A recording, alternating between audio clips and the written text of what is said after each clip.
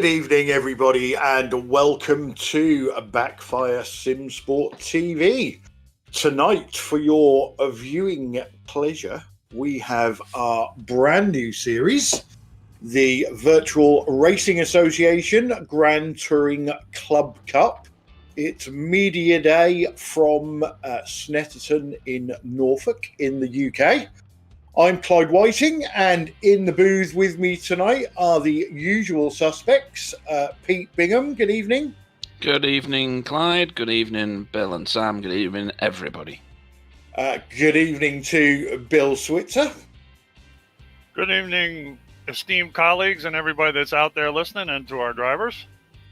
And also good evening to Sam Boozin, our special secret silent cameraman. Good evening. So, everybody, we are in GT3 cars tonight. We have a 90-minute race for you. At the moment, we've come on early because we've got a lot to get through. We're going to try and explain about the series to you, let you know what's going on, what all the colours mean, and that sort of thing.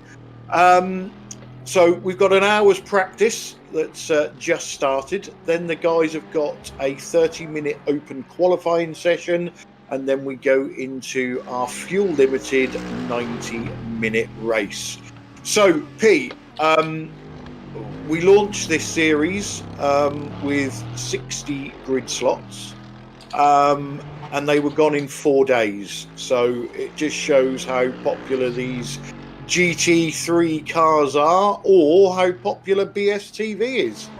I'd like to think it's both, if I was being greedy. But I'm surprised it took that long. These cars are ridiculously popular. There's a lot of leagues already toting them, but there's not that many leagues that run smoothly, is there? There's a lot that are run like fly-by-wire, lots of arguing, lots of protesting. It takes a long time to get standards into a racing league and mutual respect into it. We've managed it on a couple before, and hopefully we can manage it on this one as well. Yeah, I think GT racing in general, I can't speak tonight, I've got a bad tooth. In general, can be a little bit naughty, and obviously the more cars you get on the grid, Bill, there's more chance of accidents. Oh yeah, naturally. And as far as GT3s, that when it first came on the scene, I don't know, I wasn't really a big fan of GT3, but it's really come alive. I've watched a little more of the real racing and a little bit of the simulated racing, and really come to like it. I especially like that there's various kinds of brands, and even though they're really not like what we drive, I mean, it's something you identify with, and most people have a car, most people drive a car out on the highway, so it's kind of an attachment, I guess you might say, and it's very popular, and I think this league is going to be a lot of fun. I'm really anticipating to see what happens, but I've got very positive vibes, so I think it's going to go well. Yeah, the iRacing GT3 cars, I'm not a big, I haven't got a horrendous amount of knowledge on these cars, but some of the GT cars that we're going to see tonight are not actually used in real life. They've been superseded, Pete. But these cars do give some absolutely fantastic racing. Oh, definitely. I mean, we've seen in certain other leagues that we've broadcast on and indeed taken part in, that these cars can be phenomenally exciting. I know that they are riddled with traction control, etc., and driving assists that you don't get in certain other cars, like the V8, for instance, which is just an untamed monster. But these cars bring something different. Whereas the V8, you are tentatively edging your way around the track, a little bit terrified of the gas pedal because you don't know what the hell it's going to do to the car. In this one, you can be a bit more generous with the gas, a bit more generous with the brake. You can throw the car about and it feels fantastic, and they look mean. And for a lot of people, that is what racing's all about. And to be honest, I agree with those people as well. It can be different things to different people. And I actually enjoy driving these and the GTEs, and they just have a bit of a different way to drive them, you know? Yeah, they're not everybody's cup of tea. I wouldn't say they're easy to drive, but they are, or can be, with the driver aids that you've got, some of the easier cars that you can drive on the service. But that tends, I think in a good way, that tends to lend towards close racing. You know, you'll always get the aliens in the cars, but when we get going in the league, like I say, we've got 60 drivers turned up. We're not expecting 60 tonight. We've had quite a few call-offs, and it's media day. There's no points on the table. So, you know, if we get a 40 car grid tonight, it's going to show us what the close racing is all about, Bill. Yeah, definitely. And, you know, we've talked about that the car is probably simpler or easy. I don't know what word to use. I guess easier to drive than some of the cars on the service, but it still takes a lot of skill and a lot of, thought to drive one of these things the way to succeed in it. You just can't go out there and go, oh, this is easy, and hammer the thing around the track. You got to use your common sense. You got to use your racing skills, whatever they may be, and of course, as you mentioned, they still tangle together, they still bang together, but it's going to be a good show, no doubt. I mean, I'm looking really forward to this. Yeah. So a little bit about tonight's race. So as we said, we're at Snetterton. We're on the 300 layout. It's a 2.98 mile circuit with 13 turns. And practice has started at sunrise. So, like I say, we've got an hour's practice, and then we've got a half an hour quali session. So we're going to be racing in morning conditions. At the moment, the track is 64 degrees Fahrenheit. So, I expect the temperature will come up a little bit, but not too much. It will probably be as grippy as these guys are going to find it. Something to note: we tried something with the names in iRacing so that the drivers could see quite easily who was an amateur and who was a pro class, and we'll explain that to you as well. And it seems to have thrown SDK a bit, so that's something that we'll work on and see if we can put right for next week. So Pete, we've talked about the cars, a little bit about the track.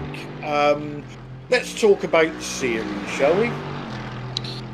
Yeah. So we have the GT3 cars. We have I'm trying to remember how regular this season is. Once a fortnight. We start for real next week, and then it's once a fortnight. December's a little bit screwed up because of Christmas. We've only got one race in December, but then we're back again in January. Yeah, and the next track out is Daytona Road. Is that right? It certainly is. I haven't made that up. That's brilliant. And I'm just trusting you, to be honest. Yeah. Good guess, Pete. It's just plucked out of the air, Bill. I know we visit Silverstone, and my eidetic memory should kick in here, shouldn't it? So if you give me a second, I can get them all. We go to Road America, Suzuka. Hang on. Oh, Le Mans, yeah, Lemons. Sebring. Hang on, I'm trying to read them off the screen when I haven't got only got the screen in my head. And then we go to Spa, I think, and then is it Imola? Interlagos. Interlagos. There we go. Anybody beyond that? I don't know. Yeah, then Imola, Circuit of the Americas, Barcelona, and we finish off in February at Brands Hatch. So all the races are 90 minutes. The cars are currently fuel limited at 65%. Obviously, media day is a good test of how things work. So there may or may not be a tweak to that. We'll find out. And something you will notice is the different coloured windshield banners, winglets, and number boards on these cars, which correspond with the timing tower on your screen.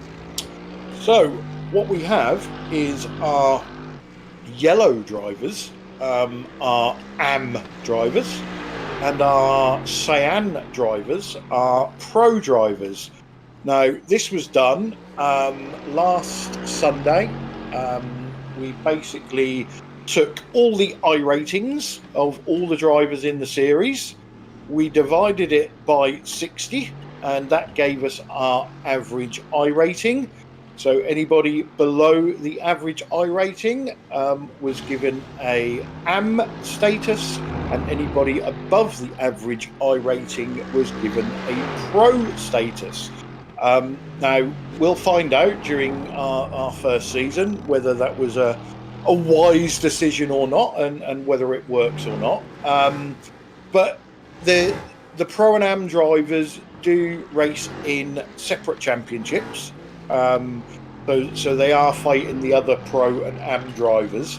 And then there's a team championship. Now, at the moment, teams can be made up of 2 Pros, 2 Ams, a Pro and an Am.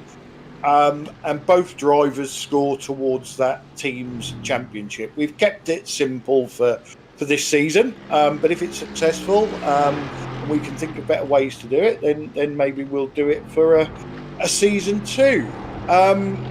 So the cars, Pete, just run us through what cars people can see on their screens tonight. So I'm gonna have to get iRacing up here because I'm that bad at this.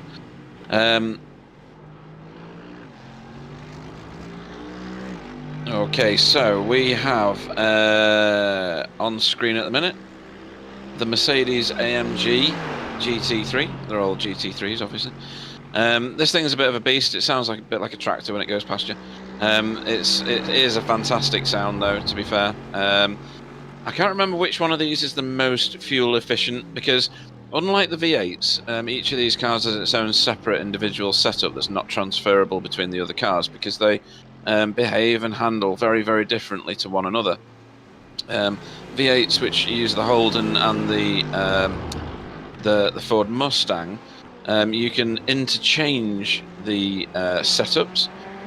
Because they are identical other than the way they look. These cars are not. These cars are very, very different. They handle very different. They've got engines in different places on the car. Their centre of balance and their turning pivots are all different. You're currently watching the Ferrari, which is a 488. This is Martin Versluven. We've seen Martin in other leagues. In fact, we've seen a lot of these guys in other leagues, haven't we, Clyde? But we have, yeah. So I like this car.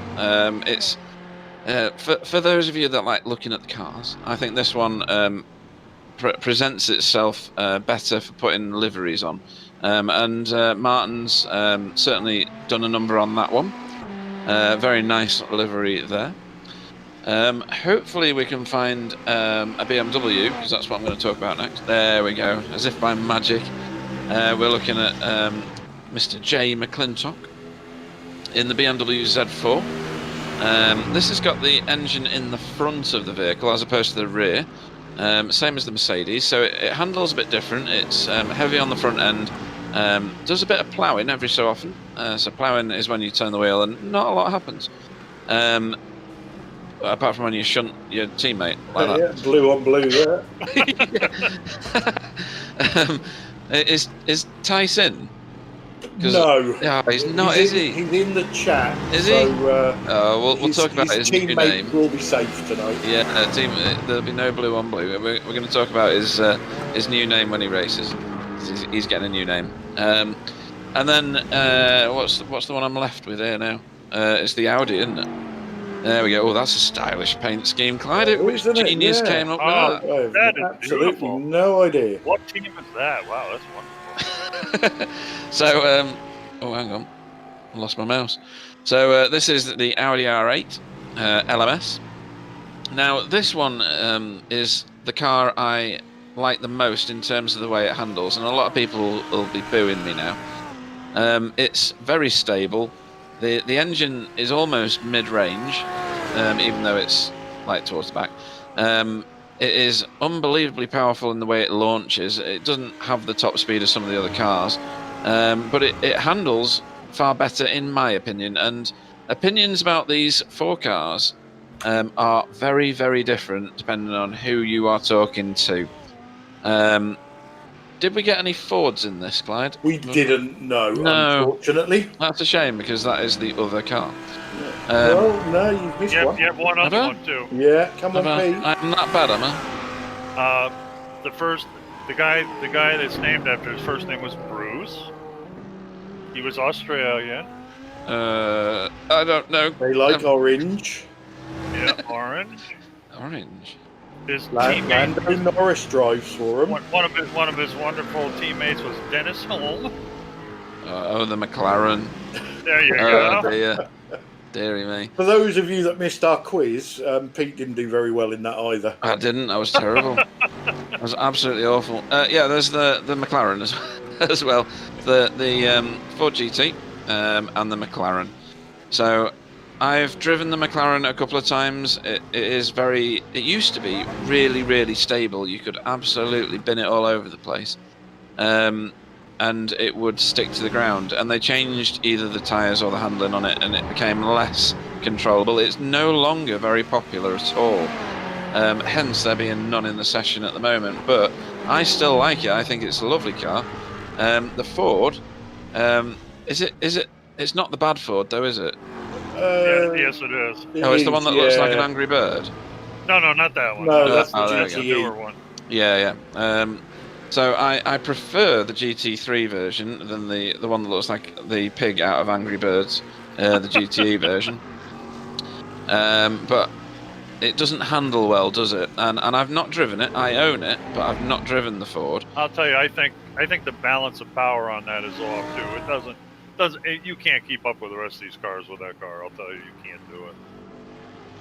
Is that because it lacks top speed or just handling? Well, I think a little bit of both. Of course, it's dated compared to the design of these cars, and I think that's a lot of the problem.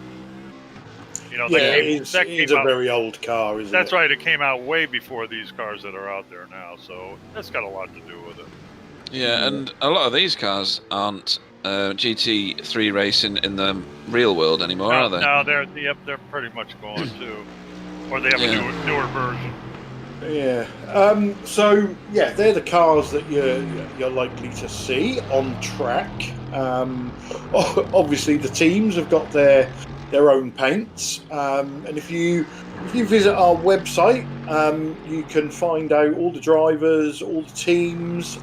We will have a spotter guide coming out next week, and it also explains to you how the points work. So basically everybody scores points. A win gives you 300 points, and if there's 60 drivers and you come 60th, you score 60 points. Driver getting their car on pole position will get 5 bonus points, and the driver with the fastest lap in the race will get 5 bonus points. Obviously, there's no points on the table tonight because it is just media day to make sure everything works. And then when drivers go off track, crash, have incidents, they get what iRacing calls incident points, and drivers will lose 1 point from their total race points for every incident they pick up. And for every 20 incident points they get, they will receive an automatic drive-through penalty. So that's always something to watch out for, something that sometimes catches us out in the booth when we think somebody's going in for an unscheduled pit stop, and it's not. It's because they've been black flagged for a drive-through penalty. Now, we did ask if there was any drivers that wanted to come in and have a pre-race interview. Unfortunately, we haven't got any at the moment.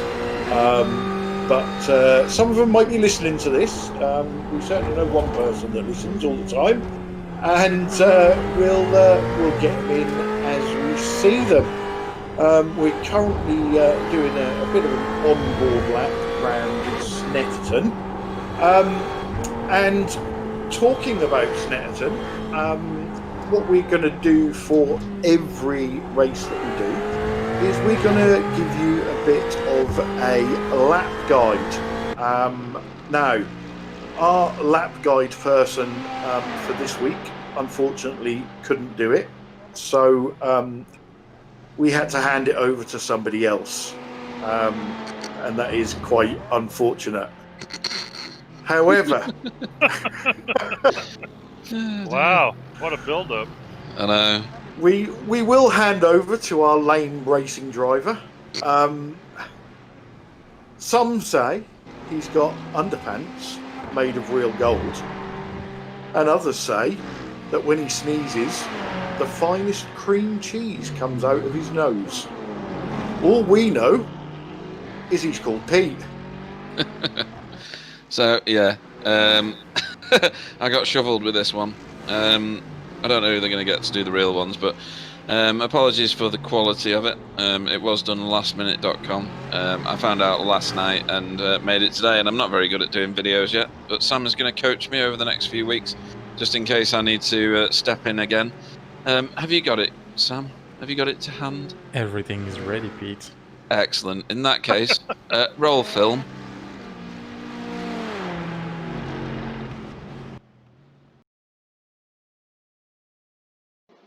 Good afternoon, race fans, and welcome to the VRA GTCC.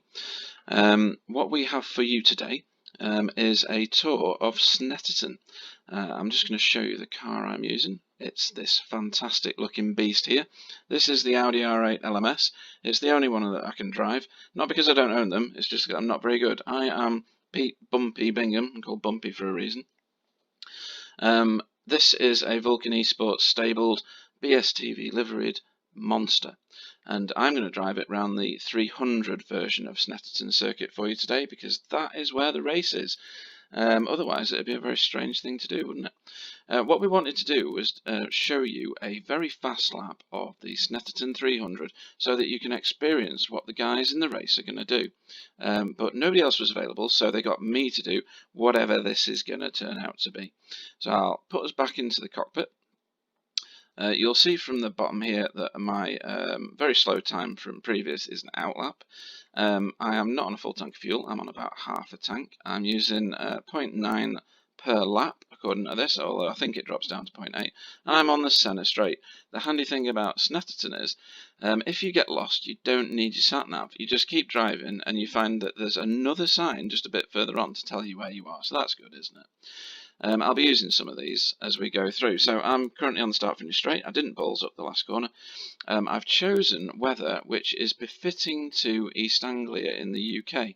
So cloudy, cold enough that your testicles retract into your abdomen, only to be seen again the following summer. So we will start on our lap, and we're blasting our way down the straight here, currently in 4th, and we're going to step up to 6th gear.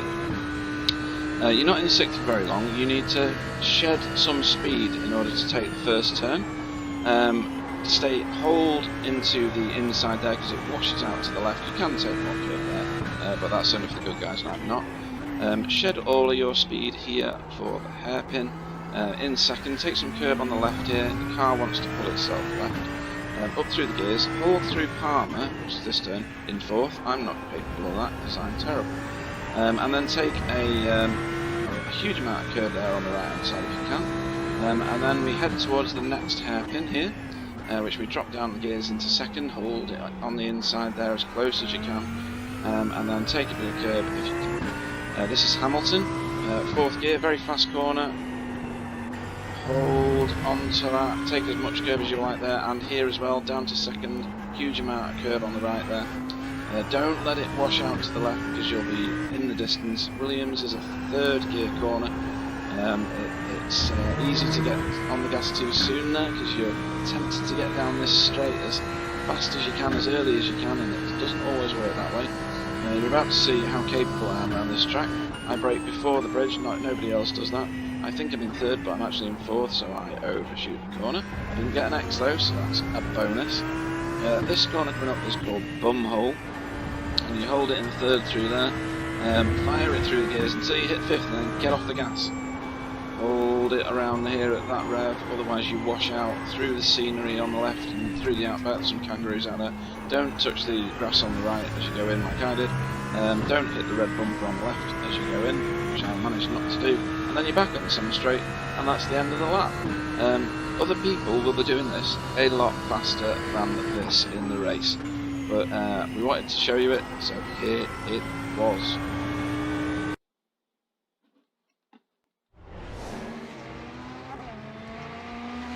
Okay, so that was our onboard lap with our lame racing driver, Pete Bingham. But thanks for that, Pete. It shows people around the Norfolk countryside. So we do have a driver ready for a pre-race interview, and it is Mr. Edward May from Fury Simsport Midas Simulation. Edward, welcome to the booth. Hello, nice to be here. Thank you very much for having me in here and putting on this great show for Media Day at the very least. Hopefully we can carry on a good run of form from here into the rest of the season. Yeah, well, thanks for joining us for this this pre-race interview. So, what's your experience with the GT3 cars? I've had a bit of experience, not much necessarily in a sort of a full sprint racing sort of format like this one. This is going to be a sort of first for me in terms of that. I tend to race mostly sort of GTEs and my preferred cars are prototypes, so it's a bit of a far cry from that. But internally we're having a bit of a different change of the team, going from GTEs to GT3s, trying to focus some guys onto one, some guys onto the other, and this league's a perfect shot for it. Yeah, and when we did our Pro-Am classification, you obviously made it into the Pro class. So, what do you think you can do in this league? Do you think you're going to be, up there with the front runners? Are you a mid-packer in the Pro division, or, are you going to be happy trundling around the back and staying out of trouble? Well, you've got to be consistent, and I think if I can get consistent sort of top 10s, you never know what the guys in front of you are going to do. So my target's going to be sort of snatching a few top 10s. I'm not going to be up pace with some of the quick guys in this championship, but at the moment, I think in the timings, I'm just going around at the moment, so sorry if you can hear me sort of shifting up and down throughout this lap. We're actually watching you while you go, so... Oh, this is... so don't crash. I'll try not to. But yeah, I'm going to hope just to sort of stay around about the top 10. If I can do that, that'd be great. Maybe if certain things go my way in the race, a podium could be on the cards, but I don't really foresee myself getting any race wins or anything major like that. So why the Mercedes? Why is that one come out the stable for you? Well, we've always been running the Mercedes as Fury Simsport. It's just, I don't know why, it just seemed to be a car that we've always raced with, even before they changed the tyre model and made the cars a little bit more of a handful to drive, shall we say. But these cars, Mercedes does tend to be a bit more planted than a few of the other ones, like the Audi just wants to kill you at any turn. You just sometimes think you're going plain sailing, and then suddenly the car will just go on you without much prior warning. And we've thought about the BMW, but in the end we've all kind of just settled on the Mercedes for our car and just for our team.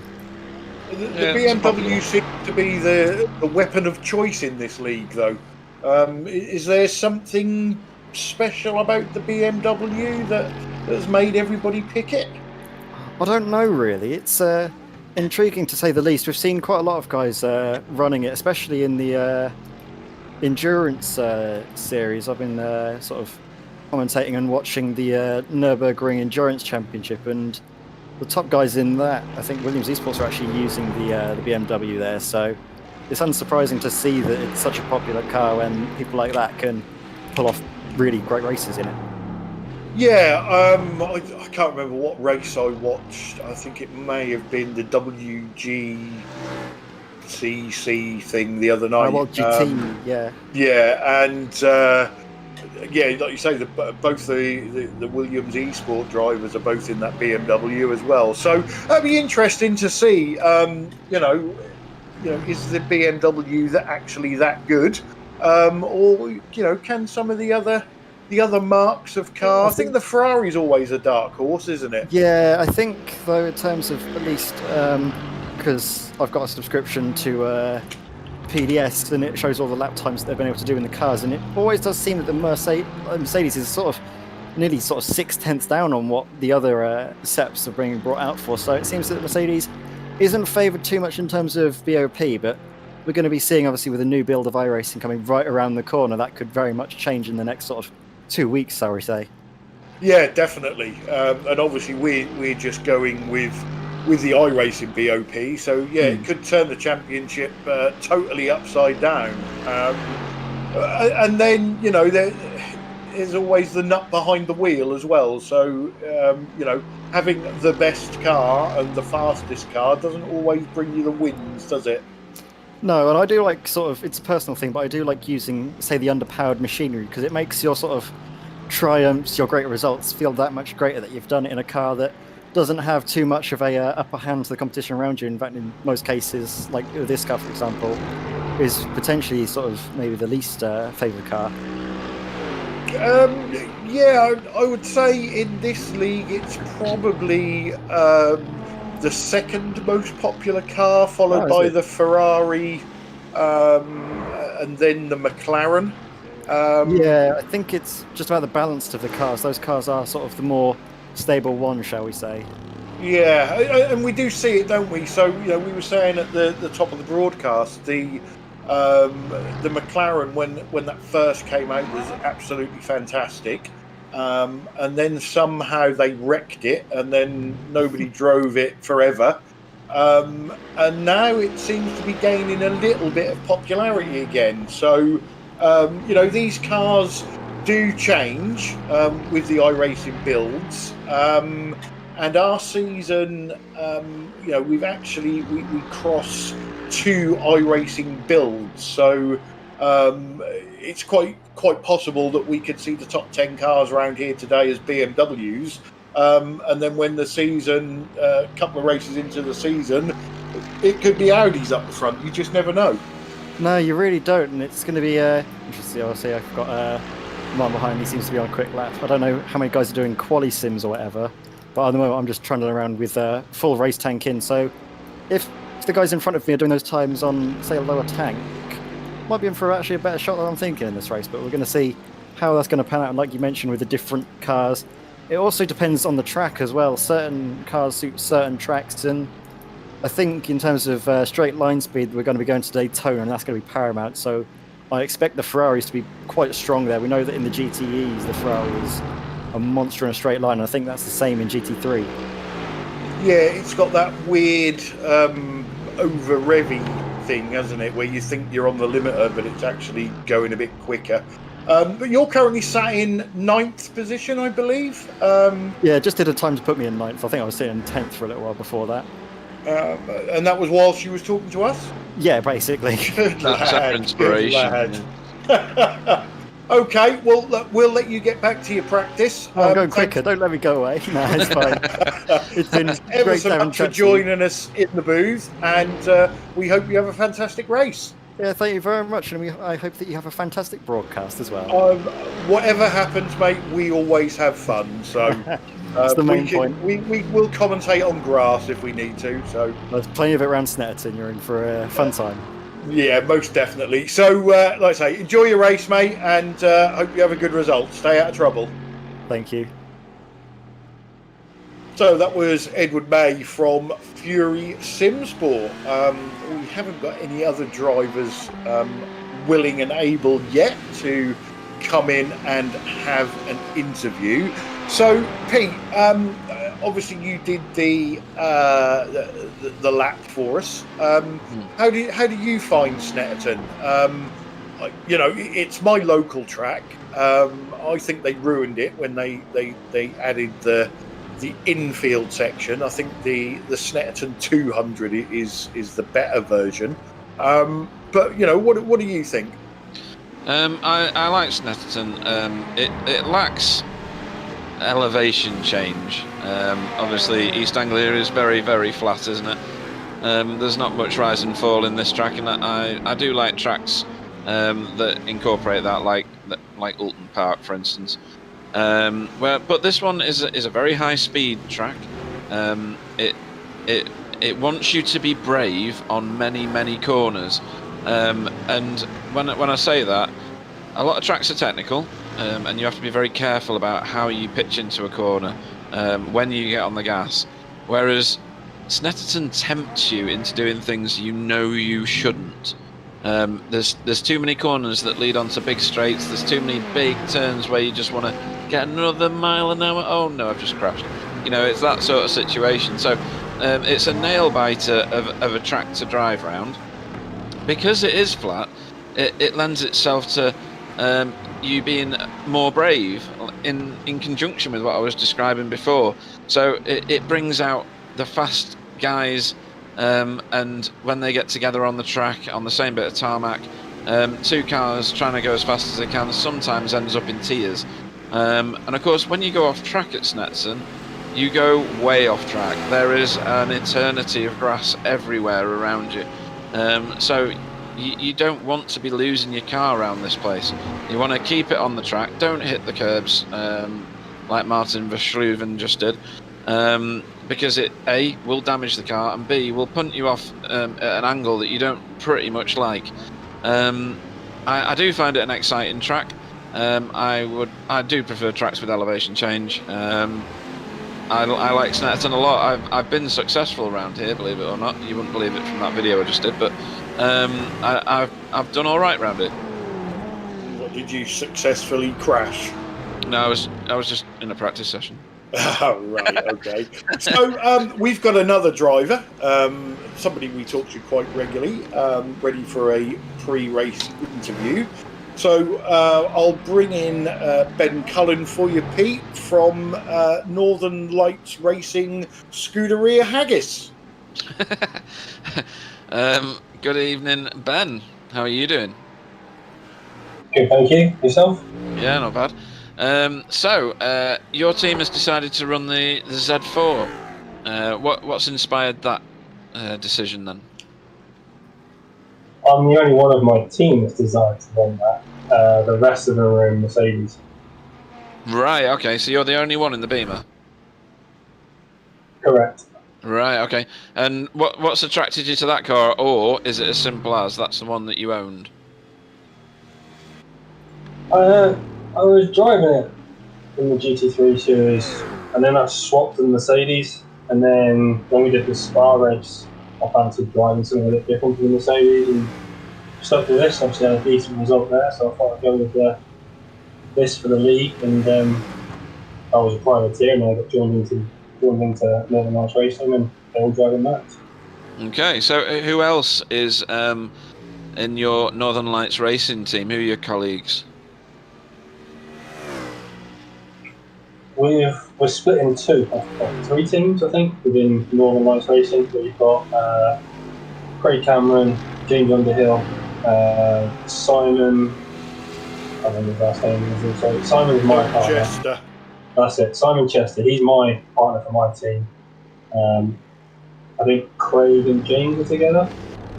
Yeah, Craig Cameron and James Underhill are together, and in the GT Omega team. And then we've got Craig Evans in the Isle of Bass team. Right, so you've tried to flood the field one way or the other. Have you driven GT3 a lot before? Yeah, it's normally a series that I find myself often in, GT3 or GT1. Right. And what other successes have you had in this car? I've won a few official races, a few top fives, nothing really major. But we'll see. I think obviously the best success I had was that Spa race that we did a month or so ago. Mm-hmm. And do you think? Well, what do you think of Snetterton? Is it a track that you particularly like, or are you new to it? I like it. I've driven it a few times in my life and track days and stuff. It's a circuit I like. It's not very forgiving. It's tight and narrow. If you get two cars wide and you try and get a run on them, you get patient. Yeah, it's going to be a fight for real estate, that's for certain. And certain corners they only have one line to go through, so if you're going to create a second one, then it's at your own risk, isn't it? So, what are your aspirations for this league? Is it a season of learning, or is it a season of trying to get to the front and win it? It's kind of a weird one because normally I've done everything as a privateer. This is the first kind of like season doing a team, so I've got to look at it from both aspects, like to do well for myself and also make sure that as a team we put forward good results as a team. Personally, I'd like to be aiming for inside the top 10 consistently and then pushing further afield on tracks where I feel that I'm stronger at. Okay, that's quite a sensible approach to it. And in terms of the team, are there any team tactics at play, or well, particularly for this race, is it just we'll treat media day as a way to understand our competition, and then look at team strategy later on? What's the crack there, or have you not discussed it? Nothing's been discussed with regards to team strategy at the moment. Whether that comes into play for round one and the rest of the season, we shall see. Obviously, yeah, we are all underneath one kind of Northern Lights racing banner, and we are three separate individual entities within it. So it'll be interesting to see what happens there. But I think today is just a case of learning the drivers and learning the field, getting used to who's going to be racing who and where and when you can kind of push somebody. And Daytona, that's the next one on the schedule. I expect you've raced there a few times because generally you end up doing a few races around Daytona, at least in February, March time. What are your experiences of Daytona?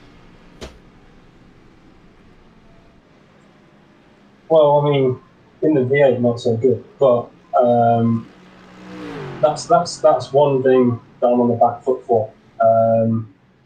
The BMW was last at Daytona in 2019, and there's been tyre model updates and everything since then. So I like to kind of go with a fresh setup, whereas the Mercedes and Ferrari and stuff have been there more recently, so they've got a bit of a step ahead on me on that. Right, that's interesting. That's not something I knew about. So I'll have to bear that in mind for next time round. So hopefully you'll have a clean race and a successful one, Ben. And we'll see if you're around for an interview when we come to throw the checkered flag at some point in a couple of hours. Sounds good. I very much enjoyed your lap as well. Thanks for that, Ben. You might be the only one that did. Thanks a lot for your time in the booth with us. We really appreciate it. And best of luck with the race. Cheers, Ben Cullen. Yes, thank you. Okay, so Ben Cullen from Northern Lights Racing Scuderia Haggis. So we've got a little over 10 minutes left in practice. Now, I don't know how representative these times are, Bill, because we don't know if people are running on full fuel or qualifying fuel. But there's some very, very fast times been set so far.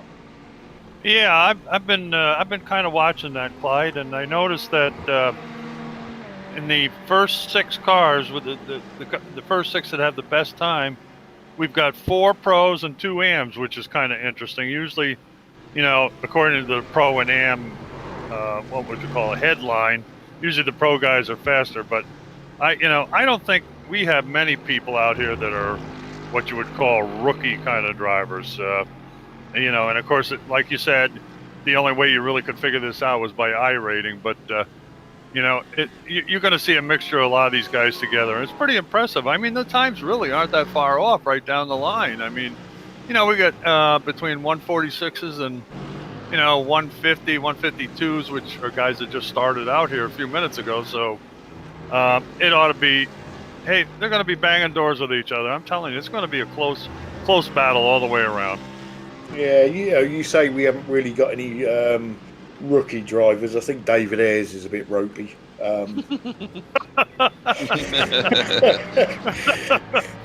So, Clyde, do they still score points for leading laps? No, you took that one away, yeah? We took that one away. We've tried to keep it as simple as possible for season 1. Obviously, when we come up with the rule package, we didn't realise just how popular this was going to be. So I think the old saying, "Keep it simple, stupid," works. And then as the season progresses, we're going to get suggestions from drivers. We'll have suggestions from the admin team, and we'll see what's worth, putting into practice and what we leave on the drawing board. So at the moment, the only bonuses they're going to get is for pole position or fastest lap. Very interesting. And in terms of the team championship, how does someone win that? Is it on individual team, or is there a combined one? Because you got a number of different teams making up a master team, haven't you? Yeah. So we've got teams like Paceworks Esports, Result Clothing, Northern Lights Racing, I think Fury Simsport. I've got a couple of teams.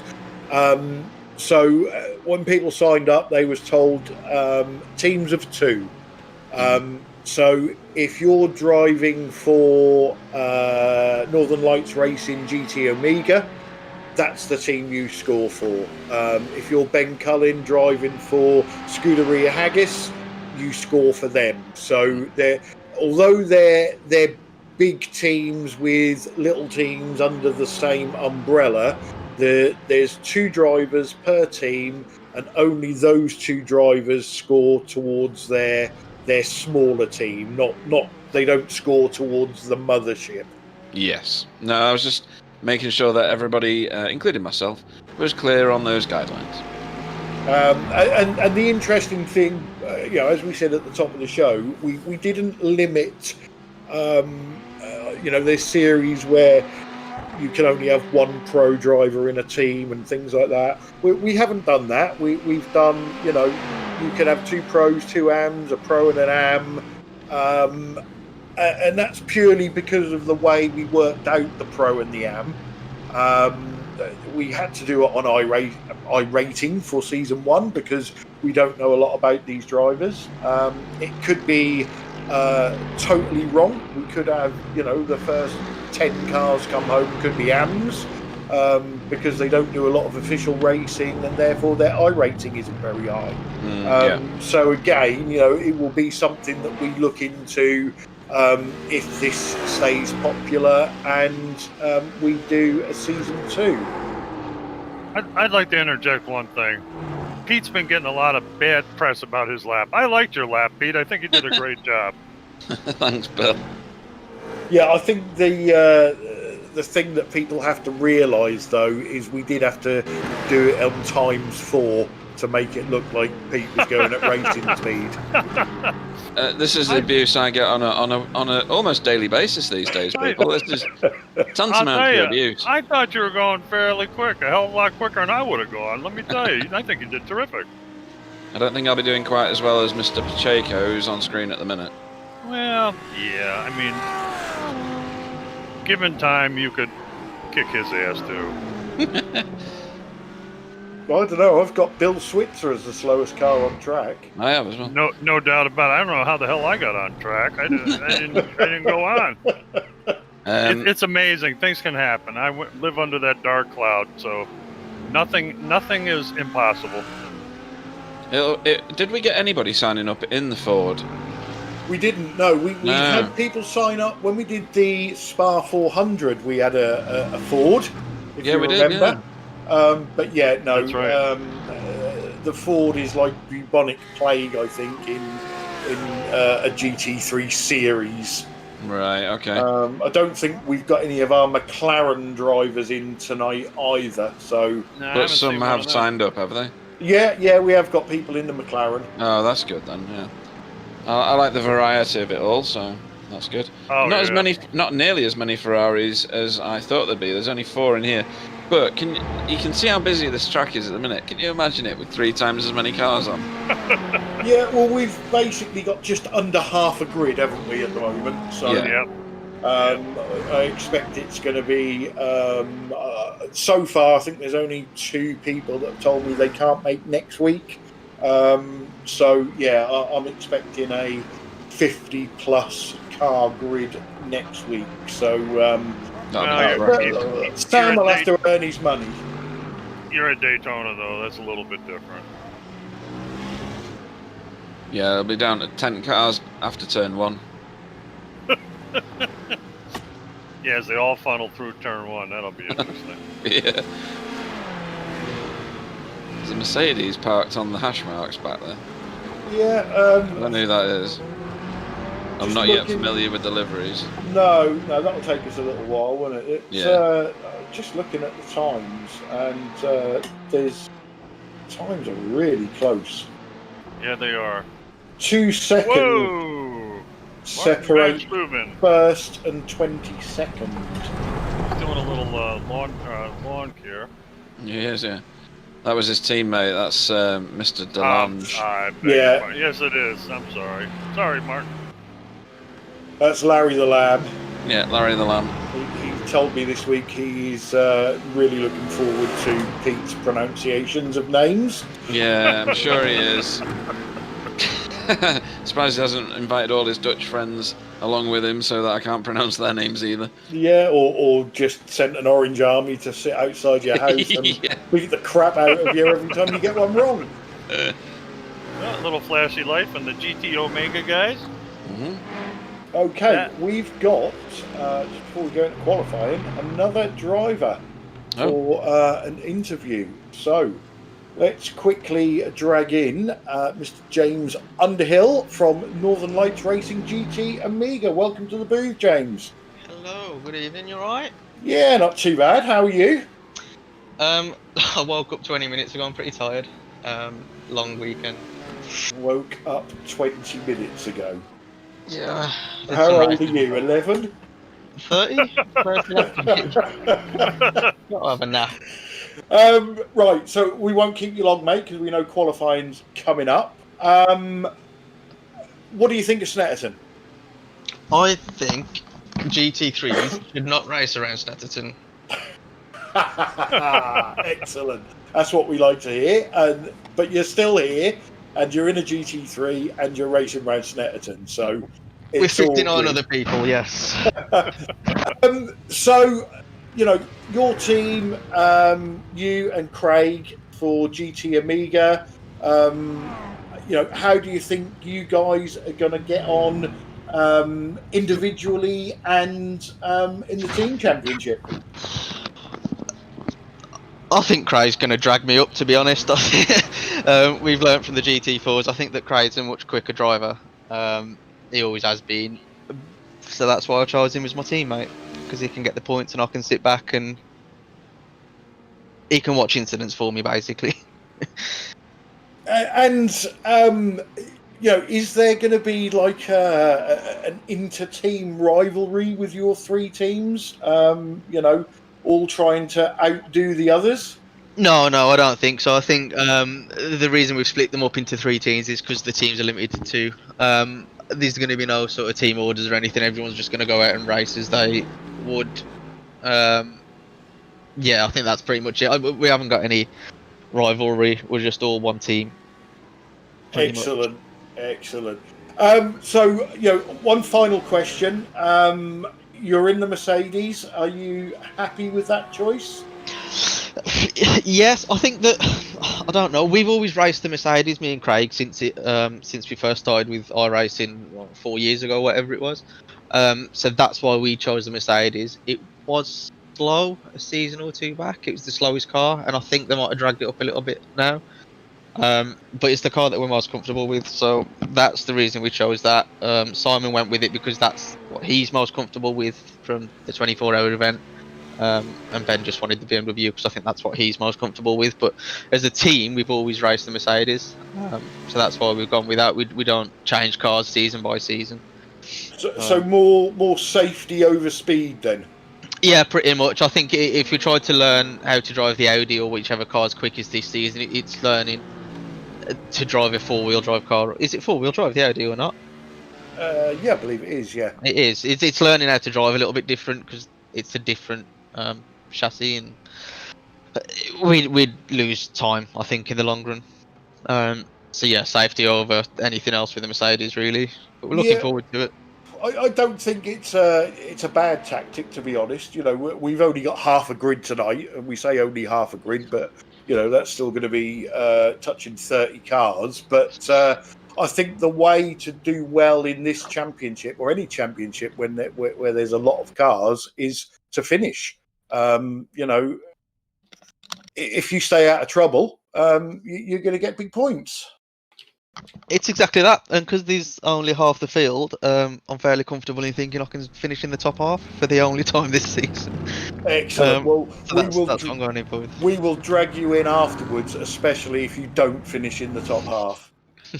I'm going to block you, I think. Well, quali's underway, so we'll let you go, and we'll keep an eye on you in quali and see where you come. Awesome. Cheers, fellas. See you soon. Thanks for joining us. See you later. Oh, so James Underhill there. You heard it here first. He's going to finish in the top half. So, feel free. We're having money on this, Clyde. All 23 people watching at the moment, feel free to abuse James if he doesn't finish in the top half. I'll tell you, James had an interesting place to park to do his interview at the end of Bentley Straight. I thought that was kind of unique.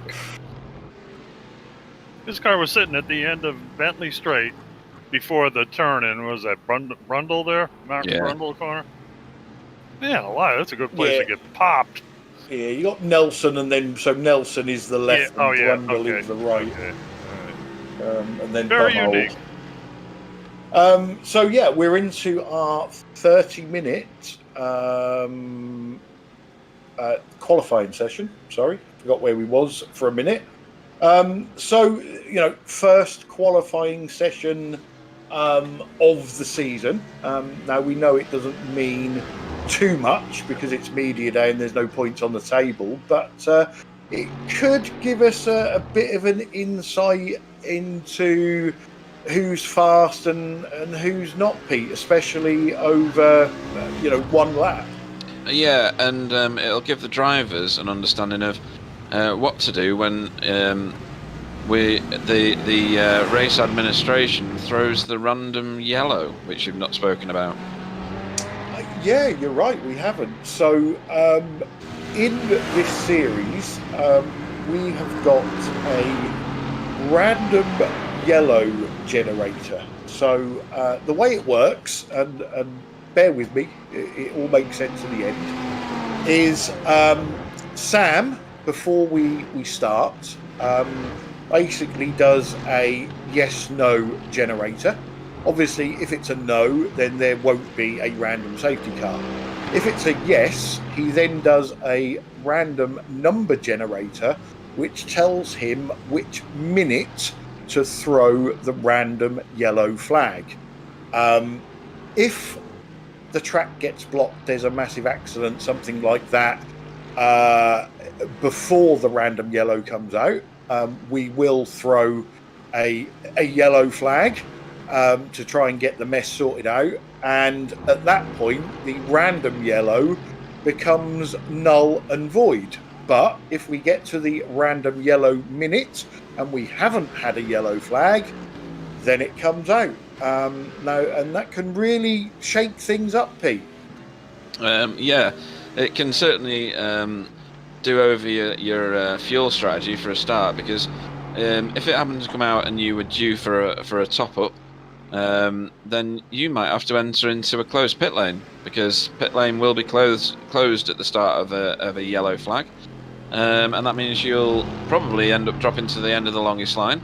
Are we on single file starts, or are we are on? With single file starts with lapped cars to the back. Which means you're going to be an eternity back from where you started from, particularly if you're the race leader, for instance.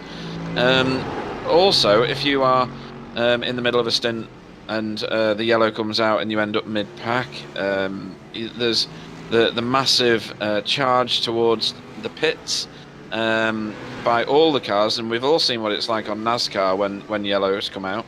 It's absolute carnage sometimes, so it will add a very...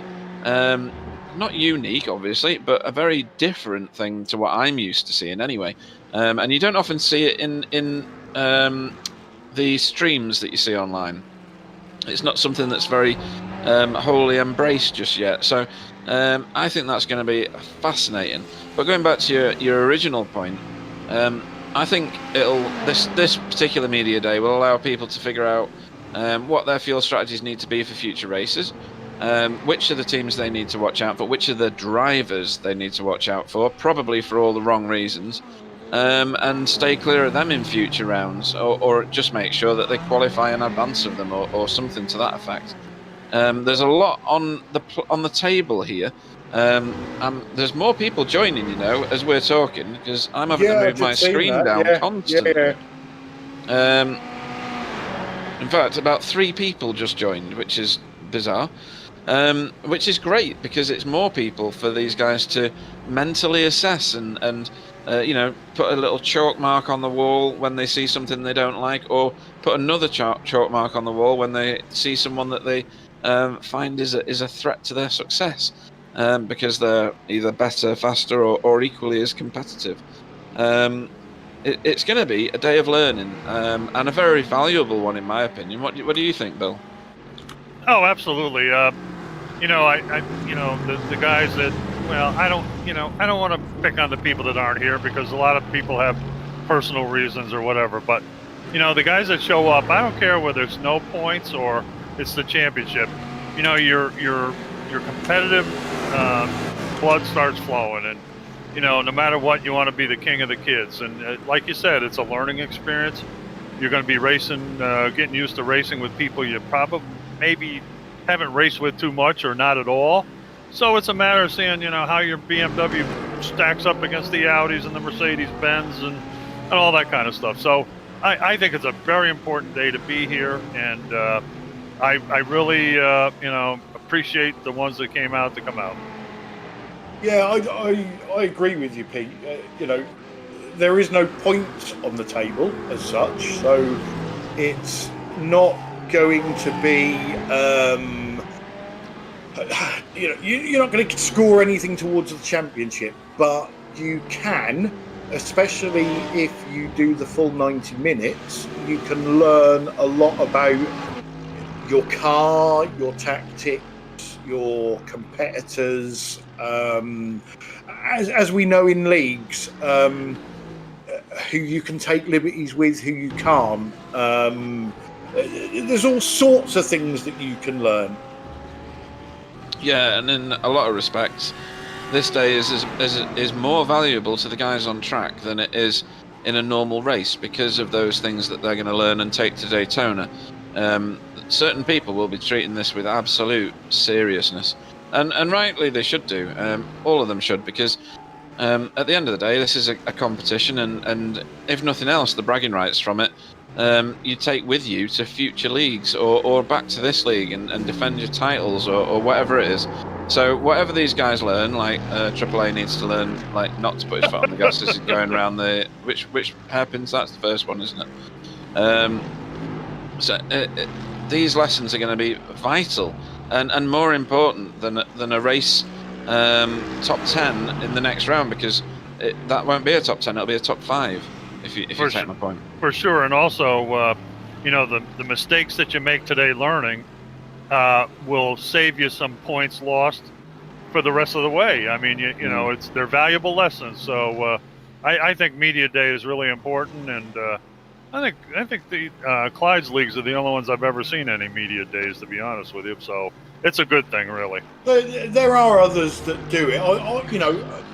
Leagues that I've been in, either just as a driver or running the league, I've always enjoyed media day. It's a no pressure race. You don't come out. Nobody wants to end up in a wall. Although in this series they do get one fast repair. But if you do end up in a wall on media day, you haven't really lost anything to your competitors apart from a bit of experience. So it gives you a chance to try and find the limits of the car. Like you say, fuel is a big thing. These guys are limited tonight on 65% of fuel. Now, I very much doubt, apart from any practice they've done for this race, they've ever driven these cars with a 65% fuel limit. So how far are they going to be able to go? Is anybody going to try and fuel save to stretch that 65% of fuel out? If they are, they're going to have to commit to it right from the start. So, there's a lot of unknowns going into a new series, and I would guess some of these guys that are driving may even be new to league racing. They might only be used to official racing. Now, we always say, official racing can be a bit crash and bash, whereas league racing, when you're driving against the same people week in and week out, and you get to know them, as I said before, you know who you can take liberties with. You know who's likely to run you off the road. So there's so much for these drivers to learn before we go to Daytona next week. Yeah, and Daytona's not a track you want to go into blind either, is it? It's a track where probably everybody's very familiar with it, but when you're trying to... I don't even know what it's like to navigate around that track with 60 cars, if that's what turns up. Obviously, the beginning of these leagues is the more well-attended, as a rule, isn't it? You have a tail off when the guys who thought they could win it at the start realise that there is no chance now that they can win, so they don't turn up again. That happens, and you just hope that it's not everybody that has that opinion. Otherwise, you end up with one car on the track halfway through. But if we did get a massive field, and we're still getting more turning up tonight, there's even more arriving at the minute. This is really healthy. I like the feel of this now. But if you did get a Daytona with, I don't know, maybe 45, 50 cars, that's a busy track. That's just... It is. What do you do? What would you do for qualifying? You're not going to be able to find a spare bit of track. And Daytona is nearly polar opposite to Snetterton. Yes. Yes, it is. There's always going to be a bit of rough and tumble, a bit of door banging and things like that. I sent a message to the drivers this morning saying, our protest system is active tonight. Hang on, let me just answer that. I heard that. Apologies. Where was I? Yeah, so sent a message to the drivers saying that our protest system is in operation tonight. So we may get some protests in that the stewards will look at, and the stewards might dish out some penalties for Daytona. So, the drivers can't use this as a free-for-all to smash people out of the way and things like that. They've still got to be careful. We're looking for this league to become high up there on driving standards. So there's a fine line on, education and punishment. So we'll have to see how it goes. Our GT4 TCR League, which, as we know, Pete and Bill's been in it, and Sam. The official races, the first 2 or 3 laps are just horrendous. It is a battle for survival. So we did a GT4 TCR League, and we turn up to the first race, and you're expecting the worst. And those drivers in that series are absolutely fantastic. Somebody goes up the inside of somebody and spins somebody. They'll stop. They'll wait. They'll redress the position. And it's just, I think all the drivers appreciate that. So we're hoping that even with bigger grids, with this GT3 series, we're going to get the same respect. I'm sure we will, but I don't know necessarily that it'll come in the first couple of races. GT3s are synonymous with door banging, aren't they? And the competitiveness that this car generates is phenomenal. Something that I noticed from official racing series, the more driver aids the car has, the more the drivers are willing to take liberties with other drivers. And I don't know whether that's an educated correlation, as in I'm right with that assumption, but it very much feels like the cars without the traction controls, etc., are driven at a more respectful manner than the rest. I mean, there's a whole load of people on the chat. What are your thoughts? Because that's what I see. I agree with you, although I think ultimately it is down to the driver. And, you do something wrong, the stewards give you a penalty, and some people just want to argue and argue and argue. And I've basically told them, if you... Wow. Oh, that was an air show. I've said, look, the steward's decision is final. If you're going to keep arguing, then your penalties are going to get worse. The other side of the coin, and obviously not this series, but going back to our GT4 series, and I will mention his name, is Stuart Dick, that had a bit of a red mist moment. He was penalised by the stewards and immediately said, hands up, yeah, I was an idiot, I'm really sorry, it won't happen again. And they're the type of drivers that you want. Yeah. The stewards are not looking to penalise people. They want the drivers to police themselves more than anything. And then, if you do make a mistake, do everything you can to get on side with the stewards. So if you smash somebody out of the way and then disappear off the track, I'm pretty sure you're going to get a pit lane start the next round. If you smash somebody off the track, and I'm not talking intentionally, and then you know yourself you've done wrong, and you stop and you let them get back on the track and redress the position, the stewards are more likely to look at it and go, yeah, right, you did wrong, but you tried to put it right, here's a warning.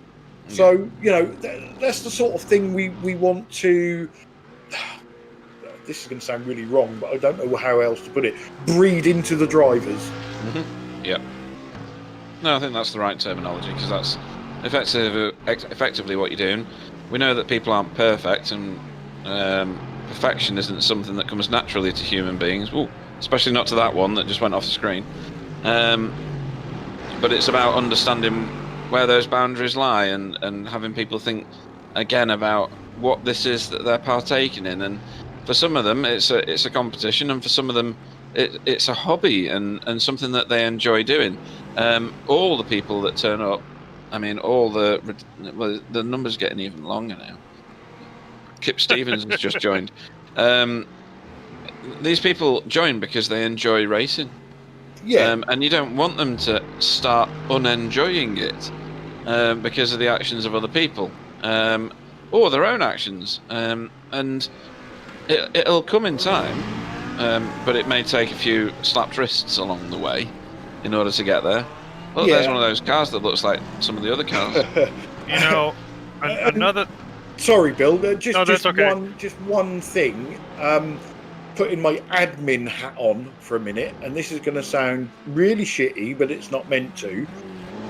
Those drivers that moan and complain and continue to argue, and you know, they're not the drivers that we want in this series. And the way this series sold out, you know, all these drivers have paid to race. It's not a free series. The way this series sold out, we will have no problem in replacing drivers that we don't want in the league with other drivers. So, you know, we want people to behave themselves. We want people to have fun. We want people to finish the race feeling that they've done the best that they could. They're hot and sweaty and knackered, and they can't wait for the next one. Well, what I'm going to do next is I'm going to go through the top 10 of what we've got on screen at the minute, because we've got, what's that, 9 minutes left of this or something? We've got 11 maybe? Just over 10 minutes left of quali. So I'll go through this, and then do you want to talk about VRA? I can do. I was hoping to get Matt from VRA in for an interview tonight, but he's not going to finish work in time. Oh, that's a shame. Maybe we leave that until we can quiz Matt about it, because let's do that, obviously he'll know more about it than we do. Yeah, I just wanted to give the sponsor a chance to have something aired for them. So I'll go through the top 10. At the minute, Martin Versluven is our what do you call it? Oh, I can't remember. He's provisionally, there we go, got it, found it, it's fine, I knew I had it. Provisionally our pole man. He's done a 146.21 in this session. Craig Cameron has got a 146.44 in the session. That's very impressive as well. After that, it's Mr. Jay McClintock. This is going to do my nut in not knowing their first names, by the way. He's done a 1 minute 46.45. That's about an hour faster than I've done. After Mr. McClintock is Jamie Wilson. I do know that name because we've raced together for many years. He's done a 146.47, just 200 slower. In Jeremiah. Jeremiah. That's his name now forever, you know. That's his name. That's his name, Jeremiah. Yeah. Oh wow. Okay. Cool. Right. AAA is in 5th. 146.48. That's 100th slower again. Then we've got Ben Cullen in 6th. That's a good drive from him. 146.74. 7th is Chris Shaw. He's at the wrong end of that, isn't he? No, he's not. He's doing all right actually. 146.79. Then we've got number 8 is going to be P. Robinson. Paul?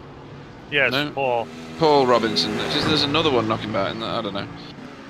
Anyway, 9th is M. Sampson. Martin. There we go. Martin Sampson. Where are you getting these names from? The website. The website, right, okay. I might have a look at that in a minute. And then 10th is Mr. A. Wright. Adam. Driving for us. One as well. Oh dear. It's going to be a long night, people. Long night for people. Now he was getting. You can also get the names from the nice little. What is it? What did Clyde call it? The announcer's handbook for this. Oh, I hate you, Bill, because he's gonna be on that all night now. So, Clyde's just gonna be, you know. Spent 3 weeks preparing stuff for these guys, and he takes no notice of them. I'm finding it now. But unfortunately, that list is kind of incomplete. There's a few cars that aren't on there, so you got to kind of wing it with those other guys. Yeah, go on, write him out.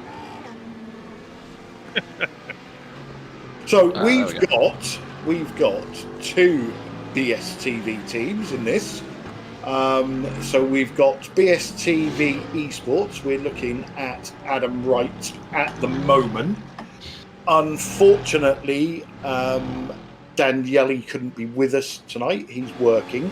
And I'm not going to say his surname because I want Pete to have a go at it first, just so I can Who's giggle. this? Sorry? Who's this? Daniele, who's driving for us.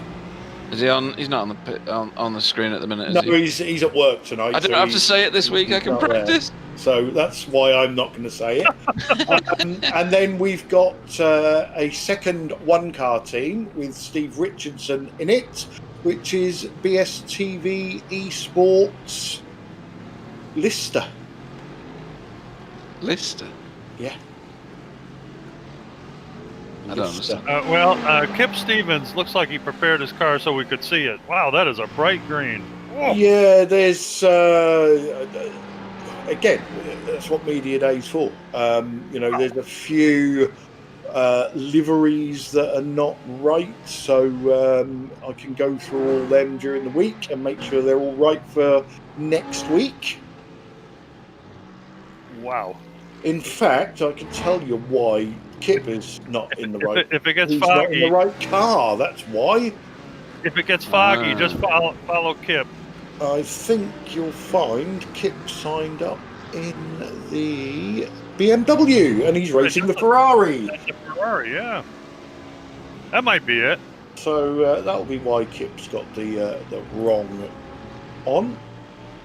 Right, so where are we? We are 5 minutes away from the end of qualifying. Tell him, Pete, we're at Snetterton. Yeah.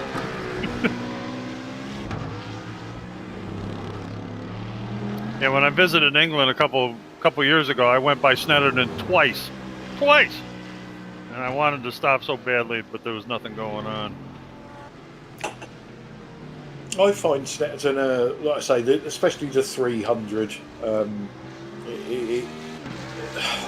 they just added that infield section to just to make it a longer track, I think. Yeah, I mean, if you imagine this lot going around the 200, it's not going to have enough track, is it? It's going to be quite a short shoot, isn't it? Yeah, there's a 100 circuit as well. That's even more ridiculous. But in real life, it's a fantastic facility. It's in the middle of nowhere. But they do put on some good racing there.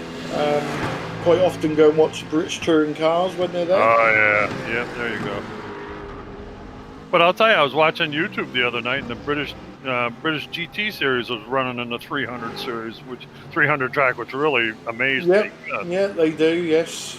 Right, I'm going to go with Giudice. Is that right? No. Damn it. Giudice. Is that right? You're all rubbish. I'm going to keep going for the rest of the night. I've got this week to practice. Let me get my little cheat thing up. What's his car number? His car number is number 4. What is that on the back of the car that's just vanished? This one. Looks like a ham bone or something, doesn't it? Yeah, I don't know what that is, but... Yeah. Pineapple? Still don't know, even though I can see it better now. Who's that? Jeremiah. We'll have to get him in later. Yeah, we'll have to find out what that is. Almost looks like a ukulele or something. I can't figure out what that is. No. I do like things like that on the cars, though. Yeah, when we notice them. What was that? The pie on the back? Yeah. On the back of David Evans' car. That was funny. That was hilarious.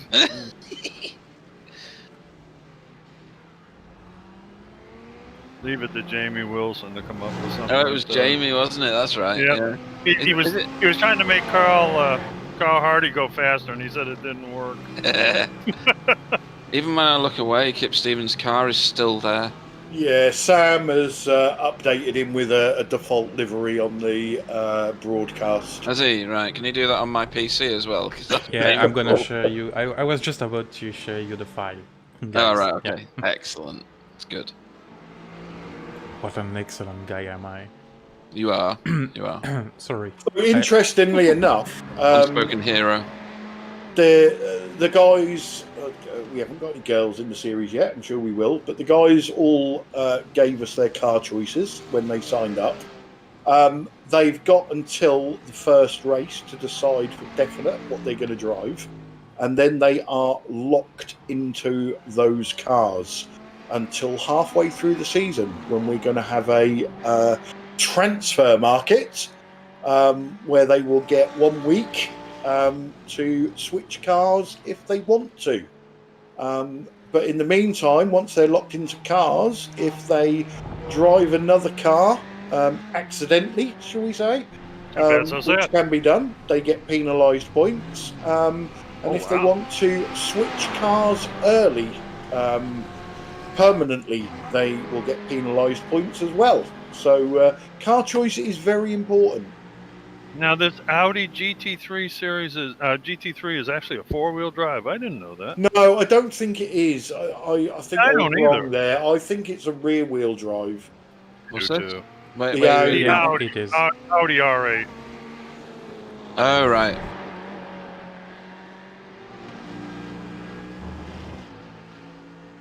It's a mid-engine, I think, rear-wheel drive, transaxle type car, I believe. And which Audi? Not this R8, not the one we're watching. Yes. Yeah, Oh, this right, is okay, rear-wheel drive, not It is, yeah. four-wheel drive. No, rear-wheel drive. I can personally vouch for the way that it tries to fit you Adam off the track. Watson has just put us right. All GT3s are rear-wheel drive. Yeah. He's a good lad, isn't he? Okay, so that is the end of qualifying. Well, I didn't answer that one. No, I know. We Skipped just have to over rein Pete in for a little while until we go through the grid. Honestly, I was trying to be professional the other night, people, and Clyde got a bee in his bonnet that we hadn't finished the qualifying session fully.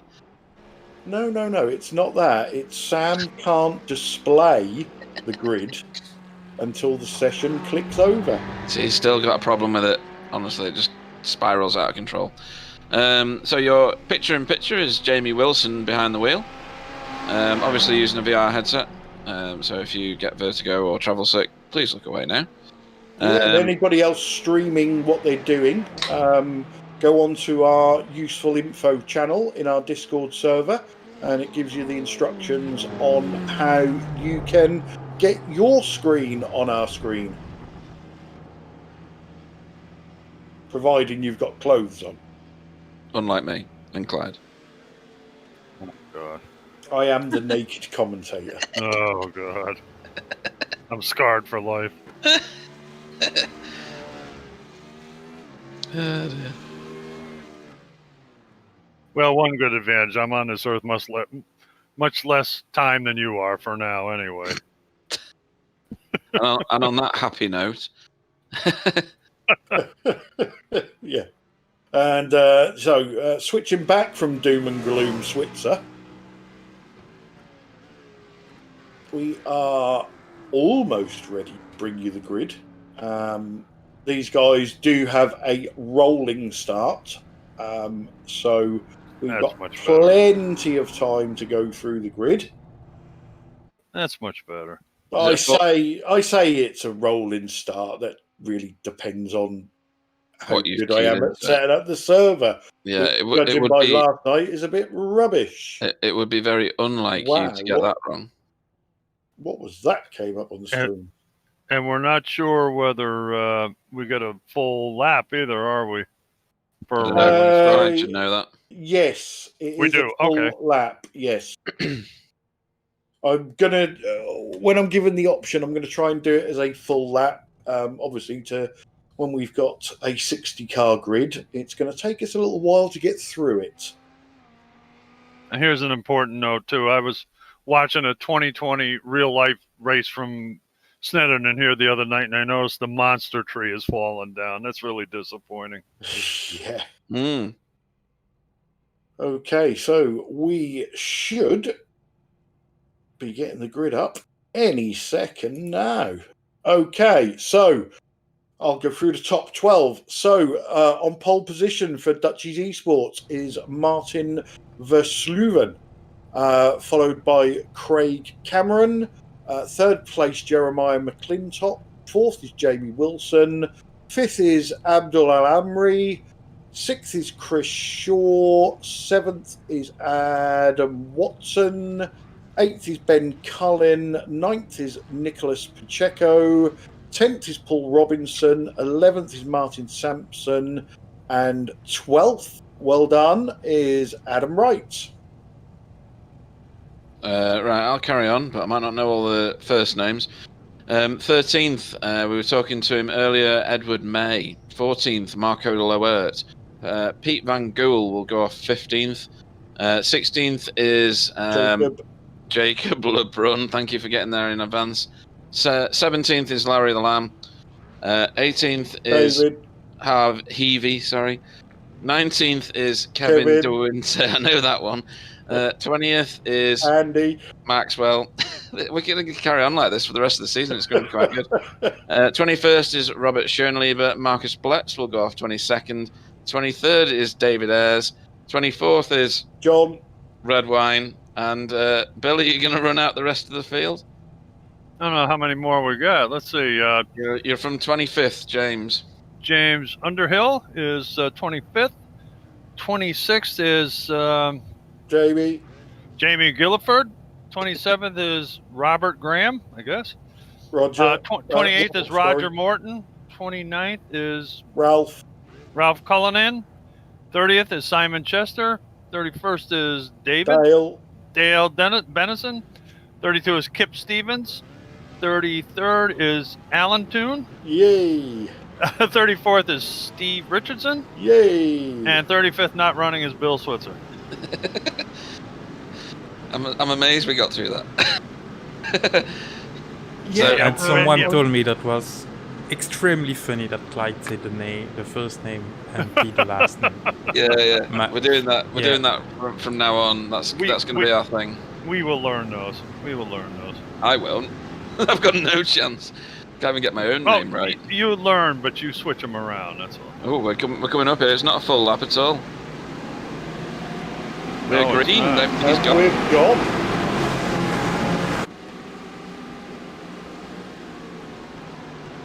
Come to Media Day where we don't know where the field starts. Ooh, there's a lot of... Ooh, that's close. Jamie Wilson with whoever that is just in front of him. Jeremiah McClintock. McClintock, yep.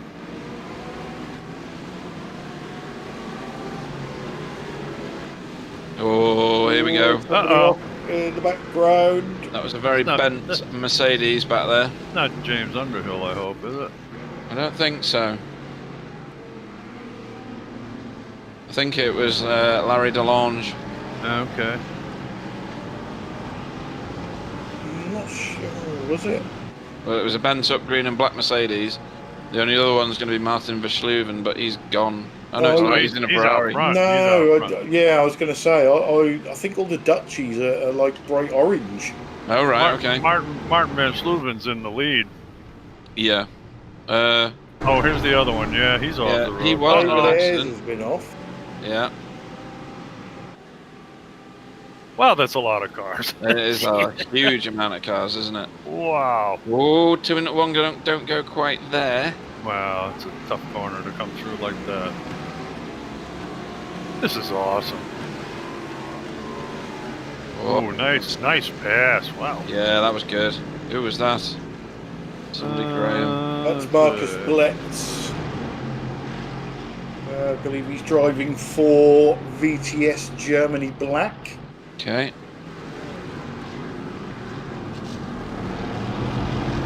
There's Robert Schoenleber. Yeah, we obviously see Robert in our GT4 TCR series. And that's James Underhill behind him.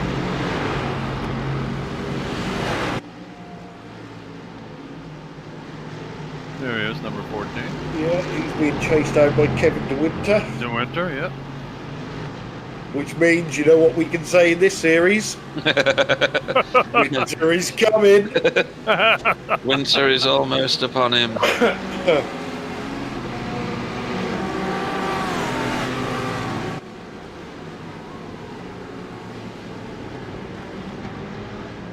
So there's Triple A. At the That was a moment, very- the top 5 is Martin Versluven, who's on pole, Craig Cameron, Jeremiah McClintock, Jamie Wilson, and Chris Shaw. Triple A not too Oh, far there's behind that. them as well. Whoa! Whoa! Who is that? Somebody Watson. Adam. Adam. Adam Watson. You just do all the first names of all the drivers. He's got. Is that He has slow got a- down? I think he's got a slow Oh, down. he yeah. did, yeah. It's a bad time to get it at the beginning of a race, isn't it? Because everybody's so close to you. Whoa, a lot of curve from Jamie Wilson there. Oh, that was. It was hard on the brakes. He got it stopped. He did. We look like we've got 3 teammates right in a row there in the orange cars. Yeah, we Oh, have. who's that? Oh, That's Ben Ben. Cullen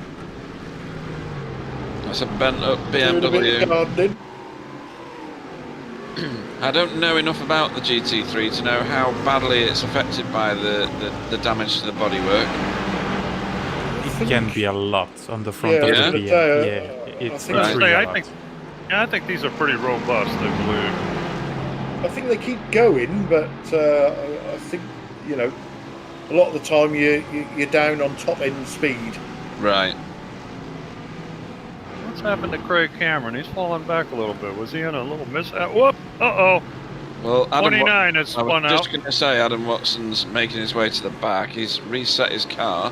What happened here then? Here's a replay. I think he just lost Out a it. bum hole.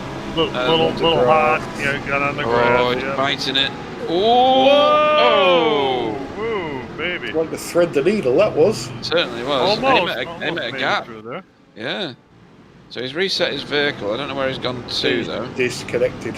Has he? Could have been worse though. Oh yeah. Oh, like that you mean? Oh, that's going to be carnage.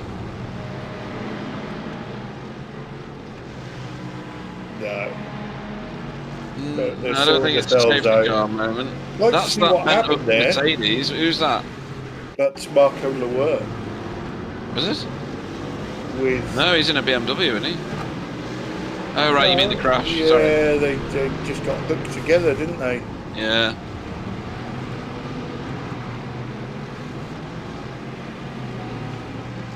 I was talking about that Mercedes that's passing him there, car number 72. 72. Jamie Gullif. What's it? Yeah. Gulliver. Gulliford. Yeah, Gulliford. sorry. I'll get the names right one year. By the end of the year, we'll have. Yeah. All those Ferraris, though, they keep tapping away on the 5th gear rev limiter. They all sound like they're laughing at you, don't they, when they go past?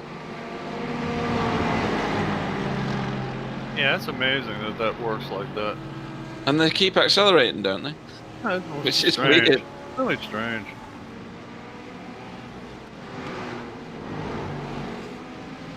Any other car, it'd be like putting the handbrake on. You know, you hit the rev limiter, Yeah, really. you lose masses of time. But that Ferrari just keeps going.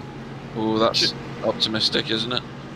Jeremiah McClintock is in 2nd place, followed by Jamie Wilson. And Martin Van Schluven is off in Never Land somewhere. Yeah, he is. He's got a 3-second lead. Is that Craig Cameron's car or who's That's that? James that's Underhill. Underhill. He's got a little nose adjustment on the front of his car. Bit of a snarl. So as we said, these drivers do get one fast repair, but it is a 90-minute race, so it depends on when they're going to use it. Yeah, you need to use that wisely, don't you, for such a long race? That's David Ayer's car in the background, but that BMW is missing a lot of furniture on the front of it. Let's have a look. Can't see it in that shot. Yeah, that's Andy Maxwell, James Underhill, and Winter is coming behind them. That's Steve Richardson. Alan Toon there. fantastic guy he is. Nice to see him in the series, giving it a go. Simon Chester getting chased down by Simon Chester is being chased by Martin Sampson. Martin.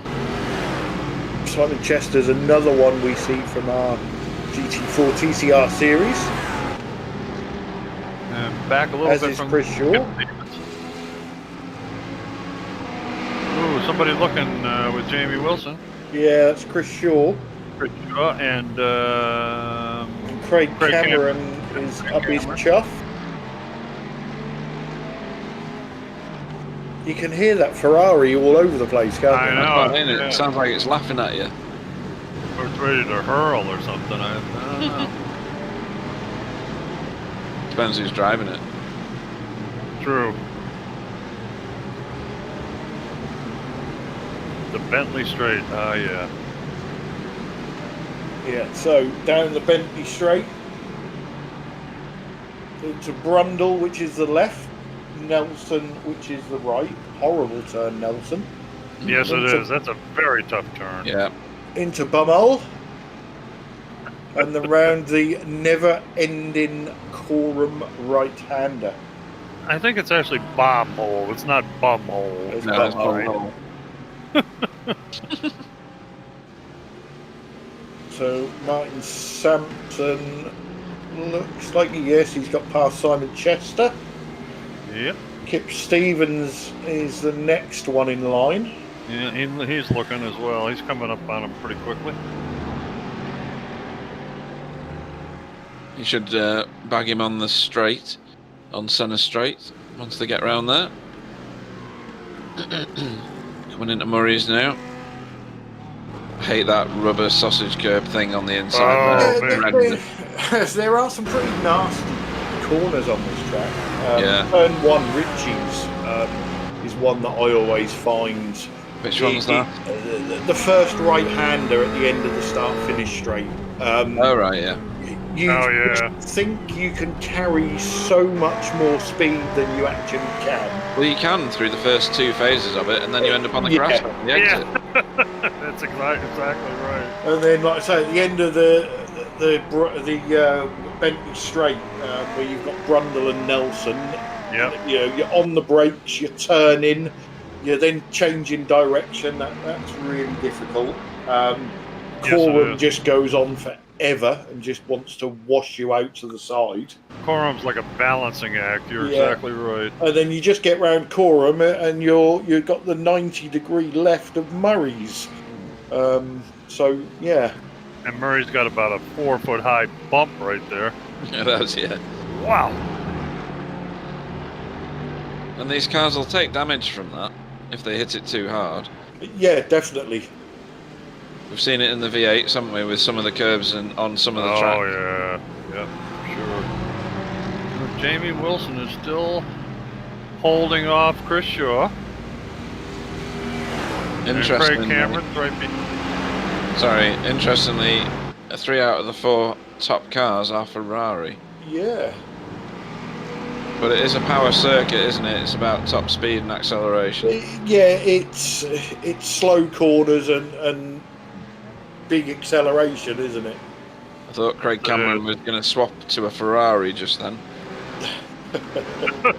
But his braking capability is far in advance of mine, apparently. So. Well, that Mercedes AMG looks like a very heavy car to me. I don't know why, but it just looks very heavy. Yeah, I think that it's a disadvantage to other people because it's ridiculously wide and it takes about an hour to overtake it because it's hugely long. It's just a ridiculously long car. Ooh, that's a bit wow. racy, that. Who have we got here? James Underhill. Who is that? Is that? That is Andy Maxwell. Andy Maxwell. Isn't his car the one with the styled up front? I don't know. Hey?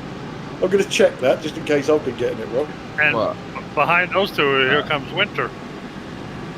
Yes, Kevin De Winter. Coming. Winter is coming.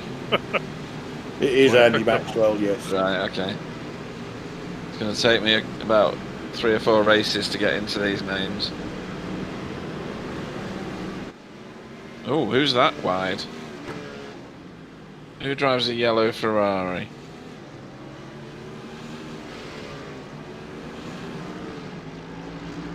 Don't everybody answer at once. Yeah, I think your yellow Ferrari might be Steve Richardson. Yeah, I believe it Right. is.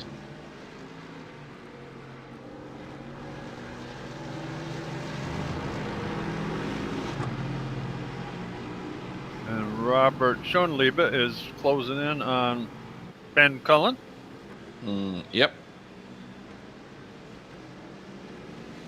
Yeah, Ben's quite a way down, isn't he? 24th at the moment. He's lost 16 positions. Yeah, something must have happened. Wow, that was a pretty close little battle going by there. That's Yeah, that snarled up. Is that possibly because Ben's been in the pits a couple of times? Yeah, perhaps he did we not see him have an accident? Perhaps he had to go in and repair some damage. I think he will have done. What's Jay Gulliford? Hang on. Jamie. I should be telling you wrong, really, shouldn't I? Yeah. Saying that's Justin and that's Angela.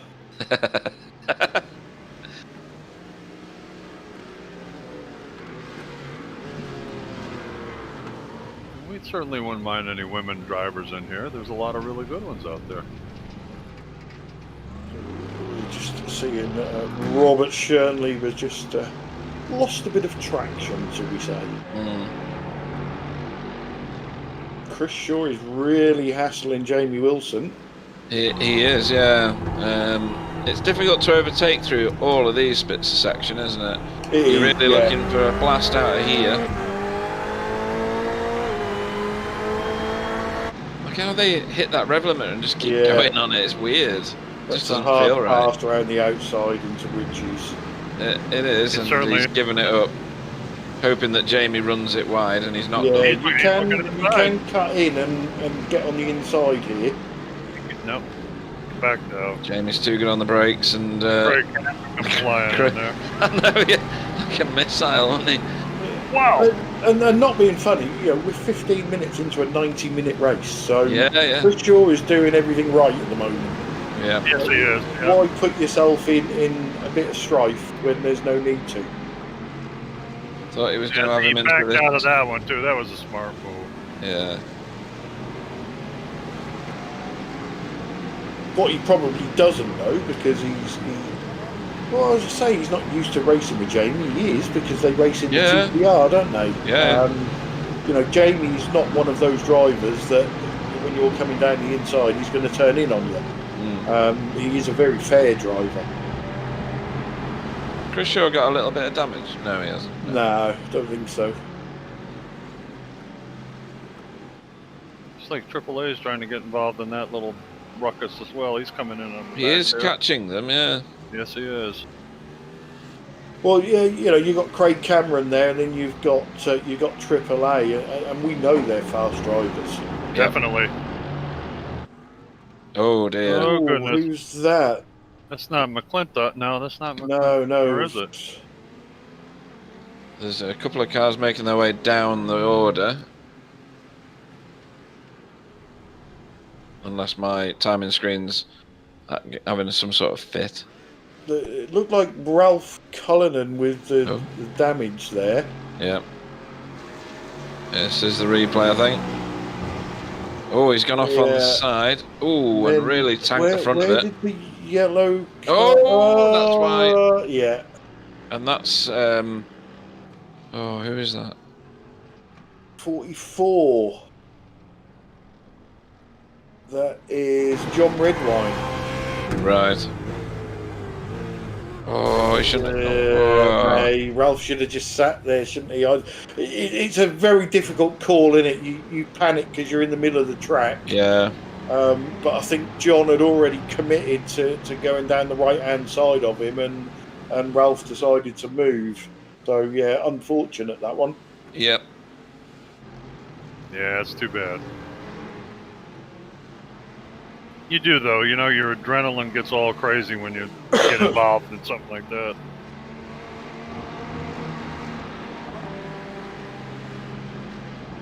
remember once I got really nervous and I took out my teammate Clyde Whiting. I remember that. Yeah. So Martin Versluwen is pulled out nearly a 7-second gap at the moment.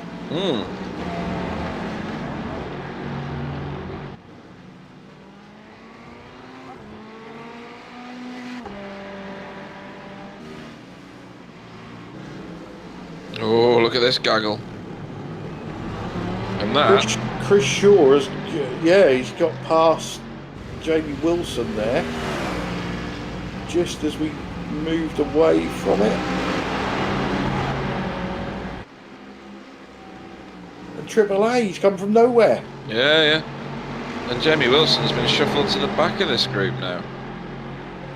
Yeah, he's trying to get it back. I don't think he's going to have much of that for very long. No. Who is that stalking them? Nicholas Pacheco as well. In the distance. He must be quite a way behind. 5.5 seconds. It came down quite quickly for a second and then went back up again. I think it's iRacing and the time deltas.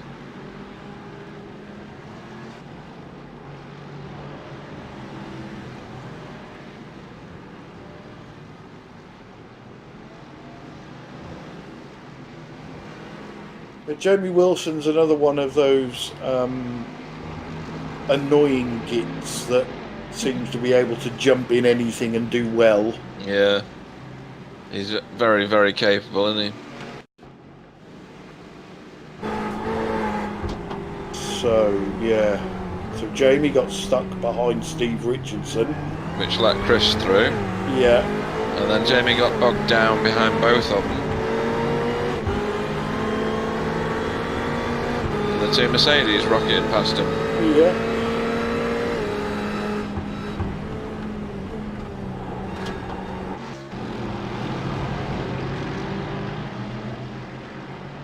But he's not dropped off him because he's right underneath Triple A's rear wing.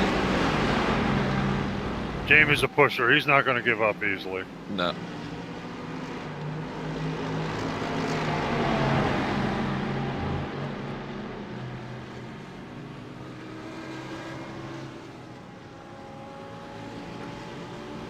Not sure who that is in the stylish BSTV BMW, but he's going to want to be somewhere else pretty soon. That's Alan Toon. Ooh.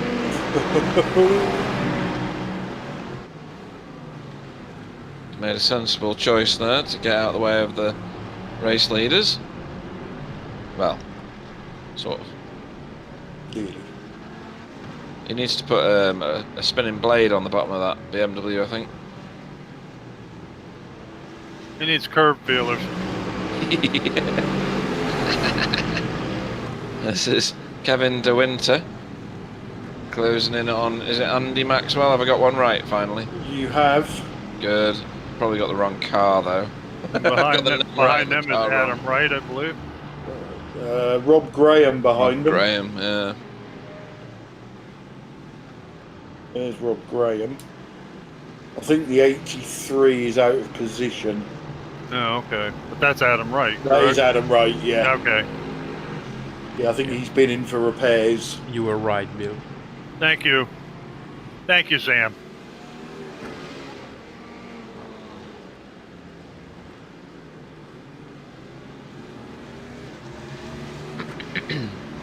Can't miss that red Mercedes, can you, with bright yellow wheels? Kevin De Winter's coming, you mean? Yeah. Yeah. It does stand out from the crowd somewhat, Certainly does. It perfectly matched the yellow of the AM category as well. Yeah. He did, yeah. Color You coordinated. unmuted Sam's mic. What? Okay. Not gonna say anything now. Oh, see, now you hurt his feelings. See, that's the trouble. Once he starts, he doesn't shut up. You're worse than me for that. Amen, brother.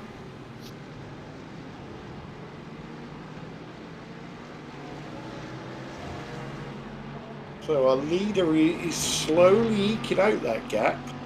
He is, yeah. It's not by much each lap, but it's still growing. There's a gap. Who are we watching here? Oh, I need to refer to something. Is that Simon Chester in the Merc?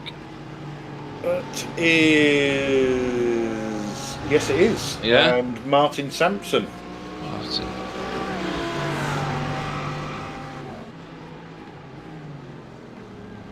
That Audi sounds like a mad hornet chasing something. It does sound good. It's a totally different sound to the Mercedes.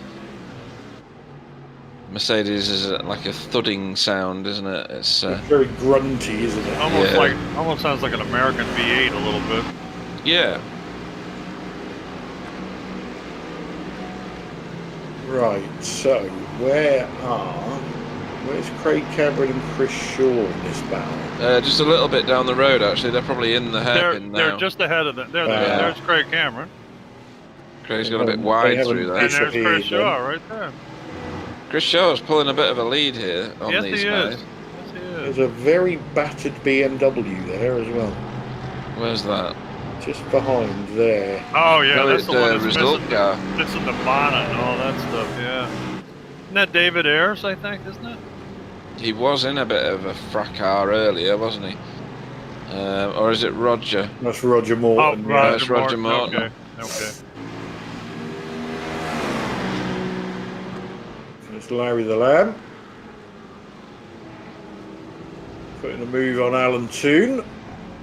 Yep, and that's done. Who I thought was a Newcastle fan.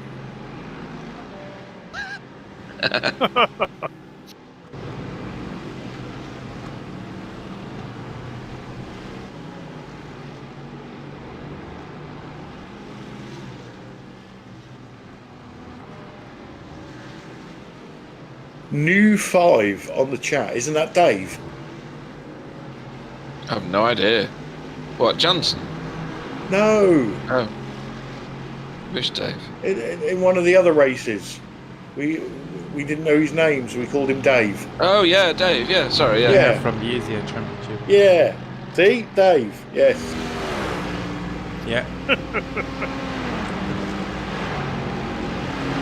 Yeah, so... excuse me, Dave... I've said something on the chat, but I should just shut up. Sorry. Excuse me, Clyde, please. I'm going to sack you.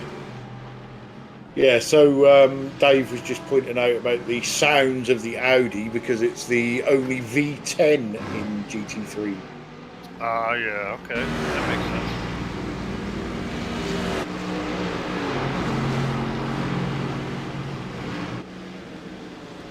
We should have David here commentating with us, really, because he knows far more about GT racing than we do.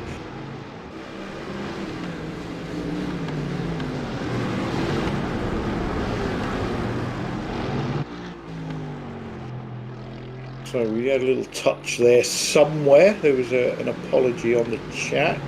Yeah, Craig Cameron suddenly got some damage on the front of his car. Oh, he's had that for a little bit, Pete. Has he? Yeah, the nose. He got his nose blackened or whatever you call it. Right.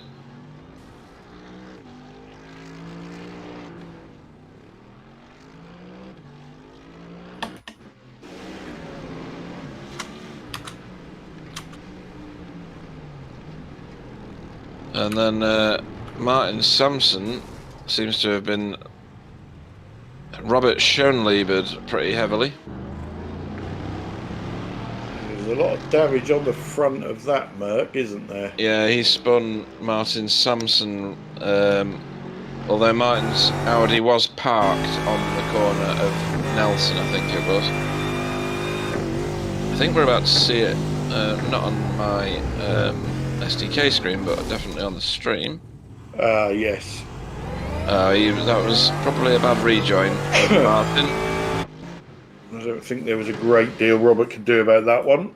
No, you're carrying too much speed and There's nowhere else to go, is there? Kip Stevens' Ferrari looks relatively undamaged compared to those vehicles around him.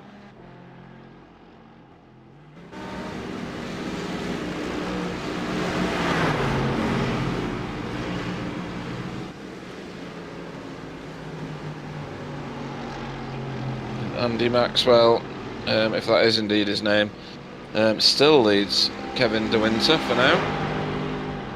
So, Chris, if you could tell us how to pronounce Martin's name, then perhaps we might try and get it right. Or we might just carry on getting it wrong on purpose. That's cryptic, isn't it? Why do you guys call Martin Versluven Martin Versluven?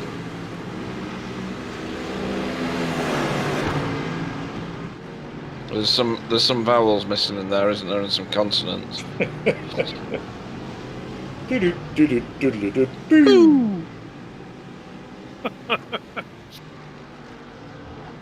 Only makes sense to you if you've watched Countdown in the UK. So yeah, James Underhill has got a significant amount of bent up front end damage. Yeah, he's had that snarly nose for quite a while now. It's the strangest bit of damage I've seen in ages. It's like the bonnet's risen up in the air. It's like a lip curl. Nasty snarl going on. I snarl at the back of your car. Which Chris is that on the chat, by the way? I don't know. No, neither do I. I'm He's guessing it's something to do with Dutchie's esports. I was going to say, he's very Dutch. He thinks he knows how to say stuff we can't. So. Right, I've missed something there. Yeah, I think so. But I'm not gonna say it. Oh, it's a slow car. Yeah, that's Andy Maxwell, Kevin De Winter, Yeah, that's him keeping his position. Rob Graham.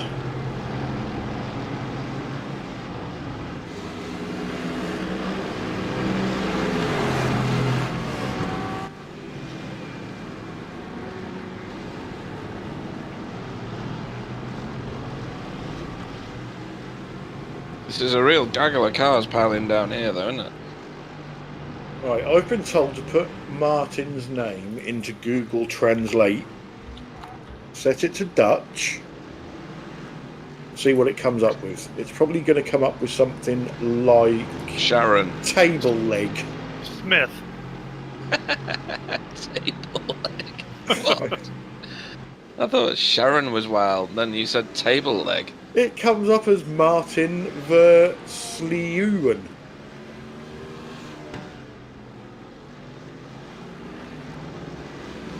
In fact, it didn't change anything.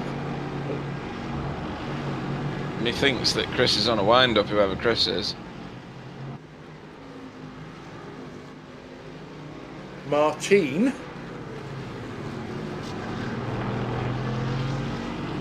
Martijn. Martine. Yeah, I think that's better. Martian.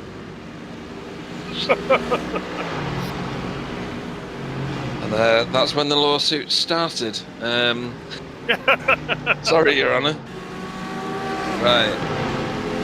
So Craig Cameron is now lapping. That was like Alan Toon again, but it can't be. I don't know. Is it? 65 Alan Toon. I can't see a number on this one yet.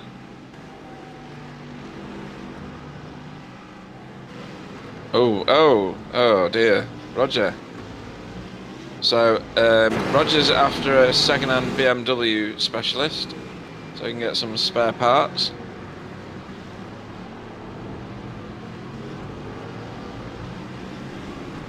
Right, Who was that going wild? Oh, Car goodness. 68. Come in, That's car Ralph 68. Cullen. Ah, right.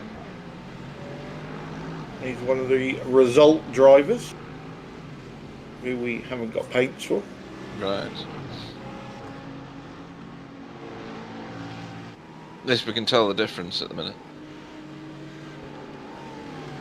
So Chris Shaw has been caught now by Craig Cameron. Is that right? It's No, not Chris Shaw. no, it's Nicholas Pacheco, isn't it? Damn it! I am terrible at this. Have you saw the replay of the spin from Craig Cameron? Craig Cameron, yeah. Yeah. Okay. Just want to make sure you're seeing the same race as me. No, because I'm on it. I'm on it now. Yeah. They are teammates, though, Pete. They are, yeah, and the cars are kind of painted the same, so Yeah. I am not forgiven at all, really, am I? But I know. They're totally different makes of car, but If you squint, like really badly. So Robert Shenley-Beer's got massive overspeed on. That's not Andy Maxwell. That's got to be a laps car, isn't it?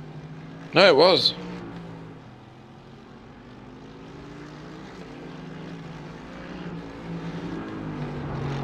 So what's wrong with Maxwell's Mercedes-Benz then?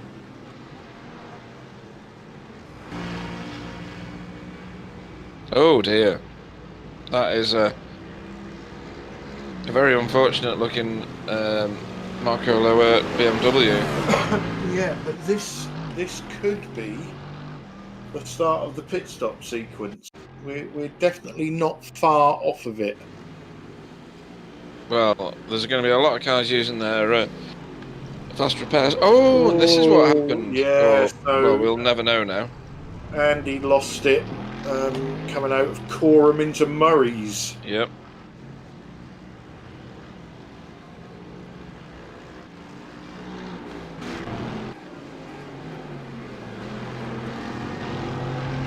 So our leader, Dave Vesuvian, Dave. Yeah. nearly 10 seconds in the lead now. Wow. Ooh. You don't want to get too wide going through there, do you?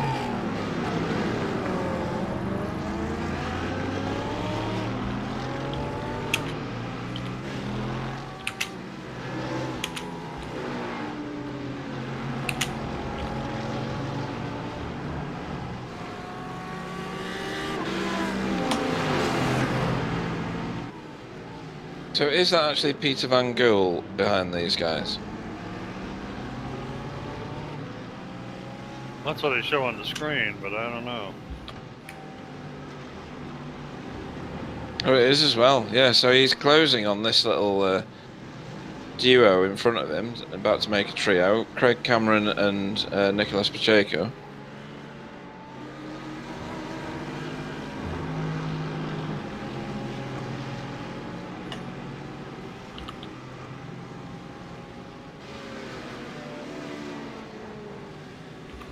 So we've had a few people in the pits. Ben Cullen's already been in on lap 2. Andy Maxwell's been in on lap 17, and then on lap 18 was Marco Loert and David Ayres, I think.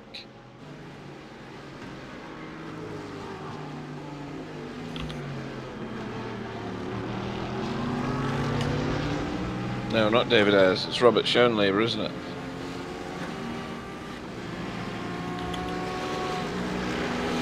Jeremiah McClintock is in the pits at the moment, so Clyde was right. We're cycling through the first pit phase. How many pit stops did we estimate, Clyde?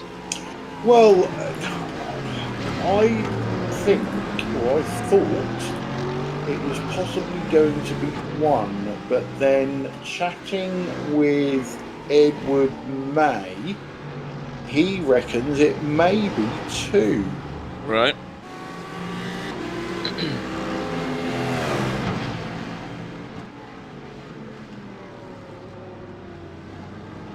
So yeah, Peter Van Gool. Is it Peter? Yes. Yeah. I think he likes to be known as Pete. All right, so do I, so that's fine.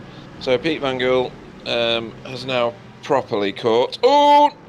And nudged Craig Cameron. Baby. Cameron. Okay, he's letting them go. Good. Good Yep. man. Maybe not. Maybe not. Yeah, he is. He yeah, is. he's gonna. Just waiting for him Good to get man. to speed. Good so, man. excellent sportsmanship there from Pete Van Gool. And is this Oh, why? and, This is why. And Pacheco's off track. Yeah, so I think he wanted to avoid the other one. And I think he was concerned that he... Pacheco definitely went off. Yeah, he was concerned that he was going to wipe him out, I think. Yeah, and Craig backed out, and Peter Van Gool came in pretty quickly. He did, but he did the And right hit him thing in the end. Oh, absolutely. Absolutely. Is that Robert Schoenleber's car? Yes, it is. Yep. That looks mangled at the front. Oh, and that BMW didn't quite make the corner the way it was supposed to. No, it certainly did. No, that's snow. Winter's coming. Yeah, winter is coming. What's his name? LeBron. Oh, Jacob LeBron. It's probably not pronounced like that, the surname, is it?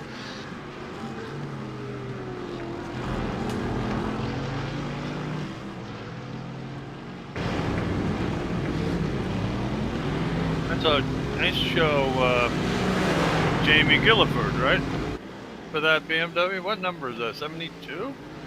77? 7, I think. 77. 77 is Ben Llewellyn. I don't think he's here, is he? No. No, it's one. Maybe it's 117. That's yep, Jacob LeBrun. You're right. Ooh. And here we are with car number bingo. Two fat ladies, Rita and Sue.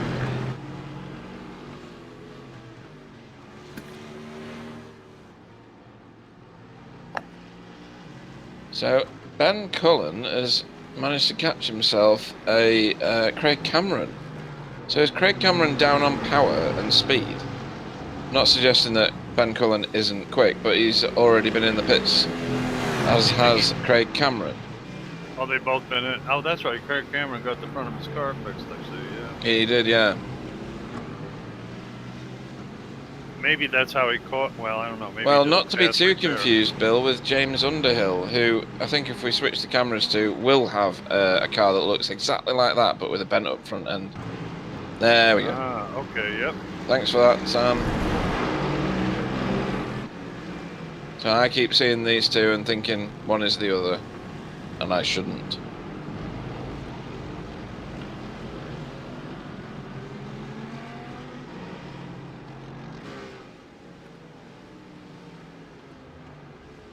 So our race leader, Dave Versluwen, has pitted the car and is on his outlap now, I think, which puts Jamie Wilson into the lead spot for a time. Triple A's got a massive amount of overspeed here on Kevin De Winter in front of him. Triple A already has pitted, of course.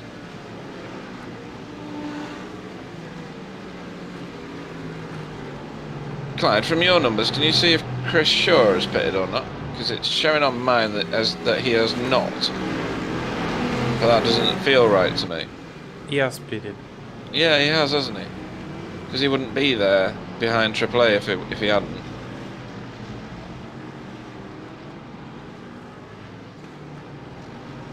Clyde gone for a poo. Another one? Come on. Yeah. Oh, here we go. And we're under Whoa. caution. Ah, So, our caution lap is on. Have a full course caution. it is a full course caution, so we will have to await the presence of the safety car, and that safety car will have to catch our leader, who is... Jamie Wilson. And Jamie Wilson happens to be in the pits. That's good timing. Is it, sorry, though? Sorry about Because- that. I was chatting away and my mic was muted. Yeah, we expect that kind of professionalism from you. Anyway, I'm sure there were other things happening. But Jamie Wilson is in the pits, and he may have to stay in the pits if pit exit is closed. I wonder if he'll get penalized with that. He shouldn't do if he was already in. Hey, that's right, yeah. Well, that's right. he's still in there at the moment, obviously, and Who else has just entered pit lane? He's taken tyres. Jacob Lebrun has just entered pit lane. I guess he wants to share the same pit box there. Certain tracks this happens on. You Yeah. occupy the same pit stall.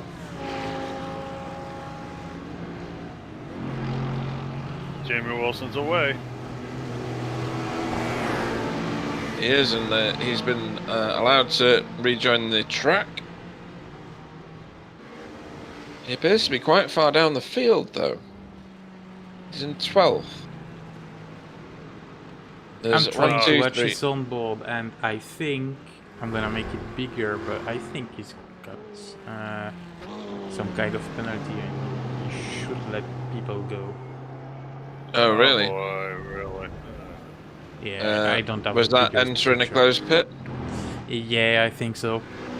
Right. That's And this a is what I bummer. was saying before the race started. What happens when you have a yellow thrown and you need fuel? You're going to have to take the penalty, aren't you? Yeah.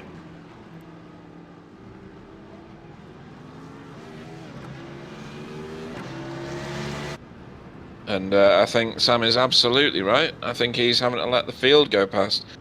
I think he's going to have to join the longest line. And this is when you get the annoying announcement. Let the 5-4 car by. Let the 62 car by. Yeah. All right. And that's the thing with the random safety car, isn't it? Nobody knows when it's going to come out. So all a matter of some timing. people will That's right. benefit from it, and some people won't.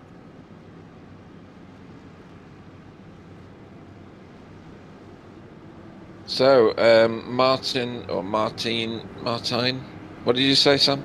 Dave. Dave Verschluven now leads the race again, albeit at about 50 miles an hour, sorry. So there are cars in front of him which will have to drop back, is that right, Clyde? Or will they pass? They just need to follow the on-screen instructions. Right. So there might be a mix of both then. They may have to pass the pace car or drop back. In all due respect, Dave has really run a heck of a race so far. It's like he's He really has, yeah. either bleeding or on fire. He is really going, let me tell you. I think drivers between the safety car and the lead car will get a wave round. Right. Yeah, they shouldn't be in front of the... There's quite a lot of cars bailing for pit lane. Well, it's not a bad deal, I guess, if you're in the back. I mean, how much time are you going to lose? None. True.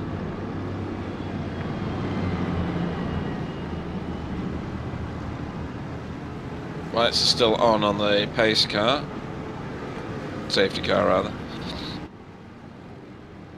Cars are shuffling as they find where their position is. I still wish we had the option to paint the safety car. Thought you found a way to do that. No, you can only do it, or the only way I can find to do it is if you drive a manual safety car. And you wouldn't let me, would you? No. Not a good idea. I guess that's pretty final. To be fair, me and Sam had quite a long conversation about it, and it's a really good idea, and it would add a really good element. But there's so many things that can go wrong, and it would take so long to sort out. We would end up with like 15 pace car laps, getting everybody in the right position and scrolling back and looking where people were when the yellow came out, and it just wasn't worth it. At least with the iRacing one, drivers are given instructions on screen, who to let past, who to pass. It just makes it easier. So you lose all of that capability, do you? Yeah. Oh, right. Well, that's a bit win it or bin it, isn't it? It's kind of work intensive to do that, isn't it? It is. There's Because Edward May, who we were obviously speaking you to before. can't throw a yellow, because then the iRacing safety car comes out. So you basically have to tell everybody that there's a yellow flag out, and then Oh. somebody drives the safety car.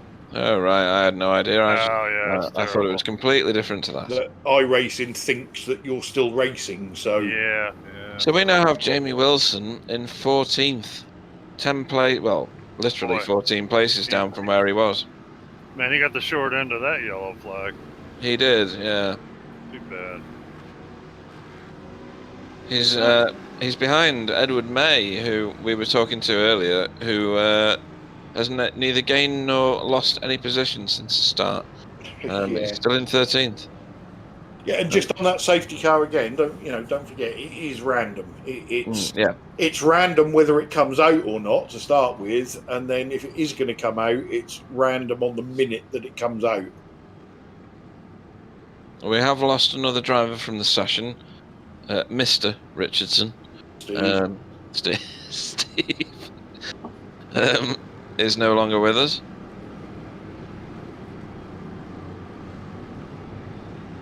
He's one of the Backfire Simsport racing drivers, isn't he? He certainly is. He is, yeah. Oh, goodness. He's saying Somebody goodness. I've known for many, many years. Really? And he still talks to you? Yeah. Wow. Occasionally. So, Marco Namela has just pointed out that Jamie Wilson, although he seems to have lost out, he's not going to have to stop anymore. True. And he'll have really good rubber. Yeah, he's got brand new tyres on. Oh dear. Whoa. Oh, that's an embarrassing. Who's that? Oh, Goodness. What the heck happened there? I think... who is that? Andy Maxwell. Is it? No, it can't be. I don't know. There goes the cars around the safety car. Safety car's lights are out too. Yeah, so we are going green at the end of this lap. It was Jamie Gulliford, I think. I'm just going through my list of names and cars now that I've found it. That had to peel off, probably due to the damage incurred from getting bumped by somebody. I can't think who that might be. Right, so before we go green, we have Dave Versluven currently leading, Triple A in second, Chris Shaw third, Jeremiah McClintock in fourth, Nicholas Pacheco in fifth, Craig Cameron sixth, Pete Van Gool seventh, Paul Robinson eighth, David Heavey ninth, and James Underhill in 10th. Which is a mixture of A and P drivers. That's pretty good.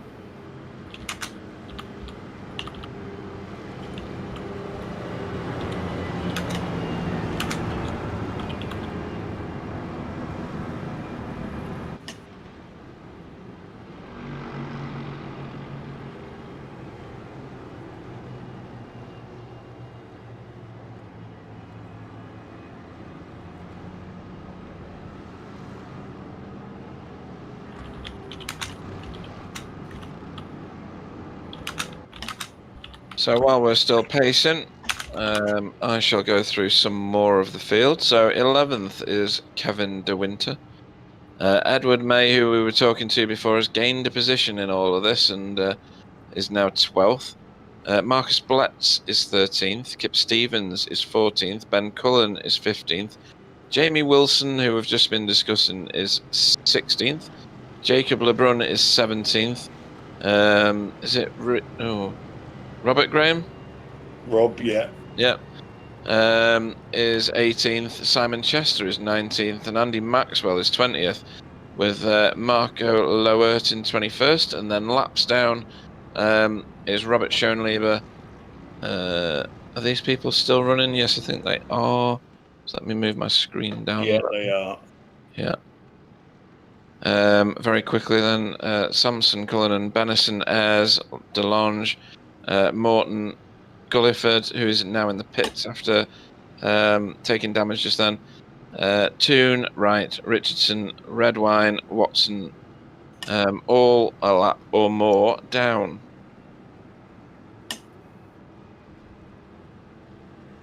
I'm showing Graham, Chester, Maxwell, and Lower out of the race. I don't know if that's true or not. No, I don't think. Definitely don't think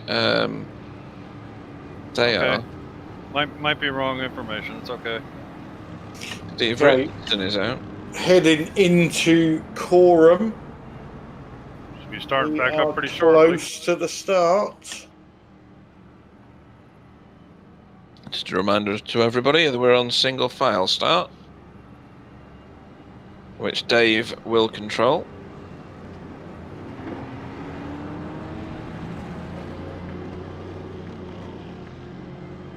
Okay, pace car peels off.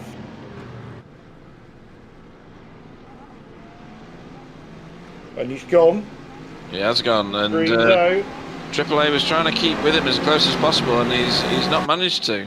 Yeah,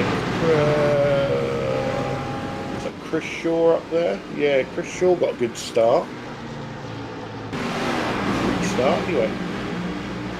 Kip Stevens getting very, very tasty there.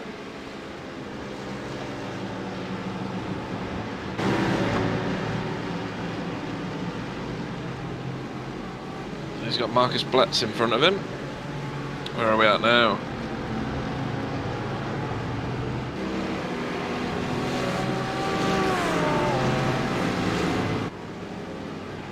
So that's the... Oh! That's the second Ferrari car that's gone round. That's Nicholas Pacheco. It is, and Craig Cameron was... And who's that off in the distance? That's Robert Schoenleber, isn't it? No, No, David Heavey. David Heavey. Yep. Wow. My apologies, Didn't Robert. see what happened to David. No, but he's got a lot of damage. Kip Stevens is now lining him up for an overtake. Ben Cullen looks undamaged at the minute, which is good. Chasing down Kip Stevens. So what went on here? So Craig Cameron dives to, or looks to the inside and carries too much speed forward. Yeah. Netcode, look netcode to me. I think he was carrying a lot of speed. He was, yeah. Okay. He was offline and on a different time schedule. So this is... David he was lost on his it all own. on his own, yeah. Maybe that's the damage, cold tyres from the pacing lap, something like that. Or any of that, I should say.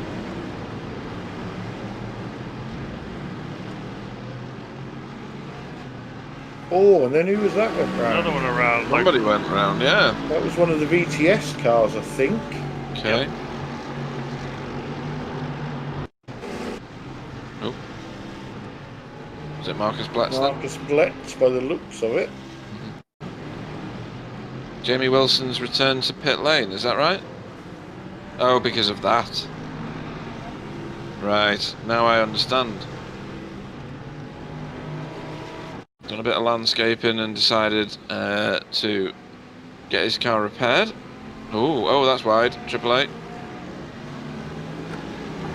Okay, we seem to be going for a wild 5 minutes. It must be cold tyres, mustn't it? Time spent under the pace car, losing tyre heat.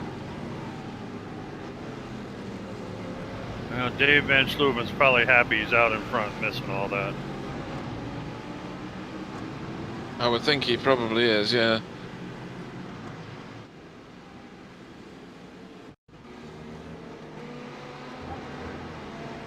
So back with Chris Shaw. Yep, and AAA takes that position back again.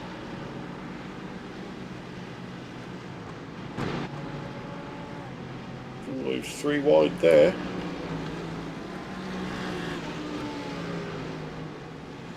There's a lot of cars going into that corner. Dale Benison. Trying to keep out of the way desperately, isn't he? But it's difficult when all these cars are piling through.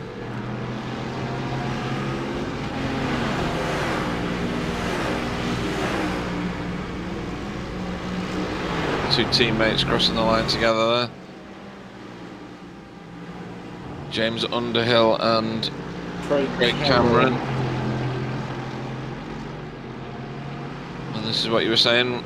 Craig's in the Pro and James is in the AM, but both in the same team. Move forward to Andy Maxwell, or back rather, to Andy Maxwell. Yeah, and Nicholas Nicholas Pacheco, who's dropped down to, where is he now? 16th after that spin. Yep. Like spin, I think he was helped. He was.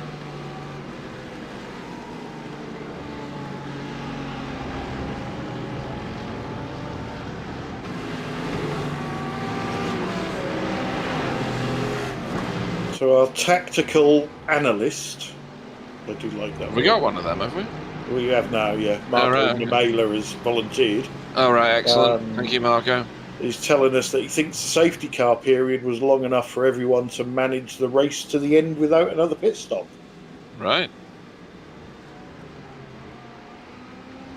Ooh, triple A. Triple A got a little light and let Nicholas Pacheco. Oh, no, that's Chris Shaw. No, that's Chris Shaw, yeah. So Marco's not going to be our technical analyst. He's going to be our technical analyst. Oh, of course, yeah. if we can ridicule the word, we will do. That's Kip Stevens here. Oh, who is that in front of Kip? David Heavey, is it? Well, we're hearing from Stuart Dick that Triple A short fueled. Oh. As part of a tactic, I'm assuming. He's probably going to need to stop again.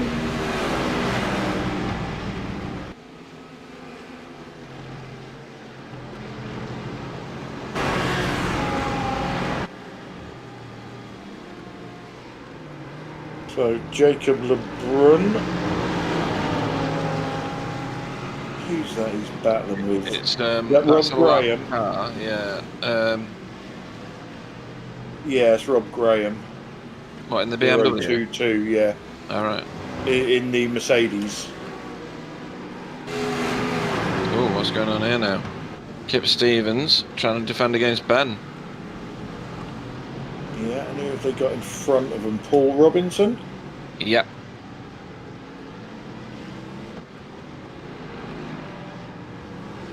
Yeah, it's 10th, 11th, and 12th, respectively. I mean, these are good positions to be fighting for, aren't they? Absolutely. Yeah, most definitely. Top 10, so, yeah. you know, I know we're not scoring points, but if we were, 10th position would be 210 points in the championship. And taking a look inside, coming into, what's that called? Nelson, right? Nelson? Yeah, and then Brundle. Brundle, okay, good. Tight one. And then Bumhole. Bomb hole. And then Coram. Corum's like walking on a tightrope. Yeah. And then still Coram, and still Coram, and then still Coram. Yeah. Oh, yeah. And then there's Murray's somewhere else. Murray's with a huge sausage curve. Yep. Which they all missed very nicely.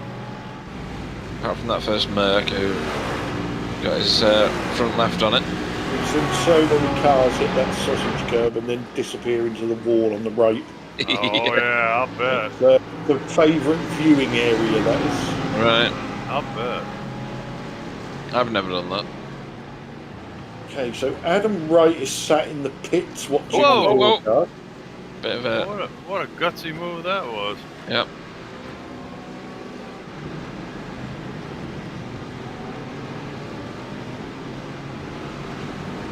Robert Graham fending off Jacob Lebrun, I think, with Nicholas Pacheco wanting his positions back. And Maxwell, Adam Maxwell?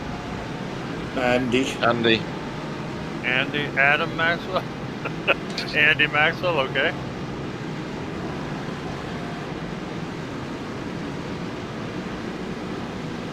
Ooh. Whoa! That was nearly... Wiggle. It was nearly a great move. He wants by, Jacob. The works way. One of Bill's fellow countrymen. See, looking I at was the going to roof. say the crazy American driver. Look at that.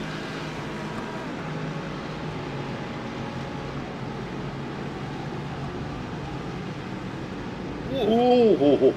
He's good on the brakes, though, isn't he, Nicholas Pacheco? He's very, Thank God very good on Nicholas the brakes. Pacheco was too. Yeah.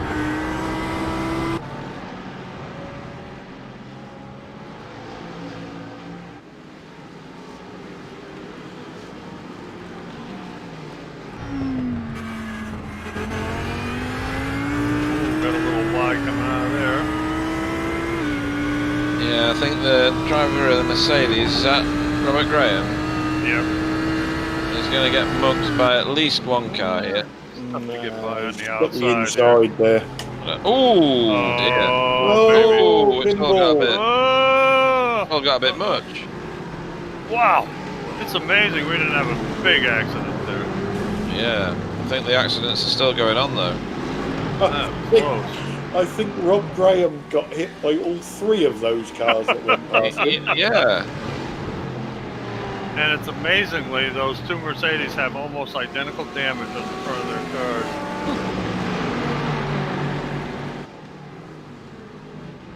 Just that big smiley, snarly grill. It invites getting hit. It does, yeah. This is Paul Robinson with Ben Cullen right behind him, and Edward May, I think that is in front, with Kip Stevens getting interested in this one now. Kip's stealthing his way forward in this, isn't he? Yeah, he's been very quiet, hasn't he? But slowly making his way forwards. Yep. Whoa.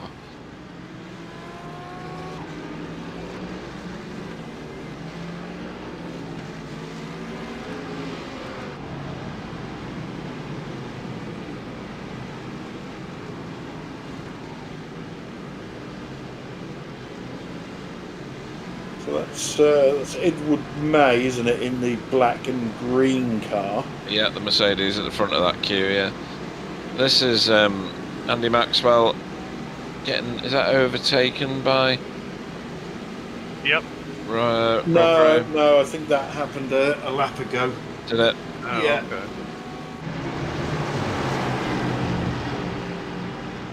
Oh, here we go. Jacob's got a bit of a run here, I think. Is it Jacob? I'm just talking out of my hole now, I think. Who is that in the BMW in the sandwich there? There's Ben Cullen. Oh, right, it's Paul Robinson, isn't it? Yeah. On board with Ben Cullen. Nowhere to go there. Edward May. Oh, as... Oh, hang on to it, Ben. There you go. Good recovery, actually, but... Yes, it was. And very opportunistic. It was a good move, to be fair, wasn't it? Yeah. He left the door wide open. Another gift of a place for Kip Stevens. Yep, Kip Well, Stevens was opportunist on that one.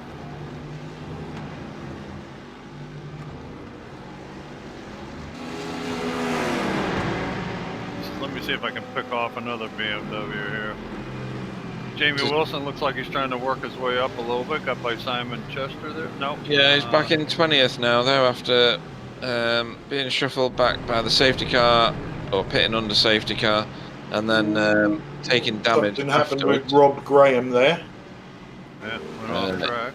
Yeah, he was with Andy Maxwell prior. He's lost place to Maxwell and Blett, so he's just run wide. Ooh.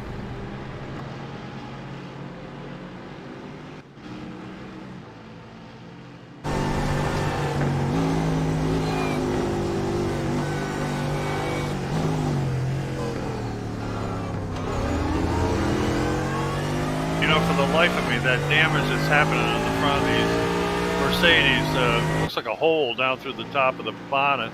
Looks like a hand grenade went off in there or something. That's massive. You know, it's kind of weird, you know? Really strange looking damage.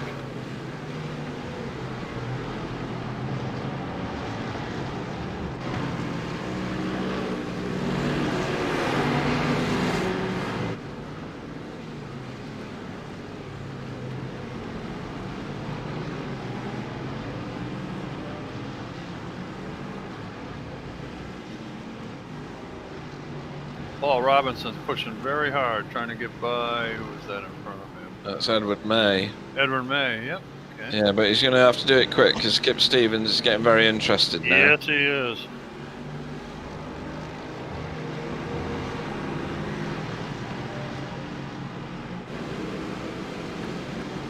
blue car in front, I think, is a lapped car, a bit further down this straight.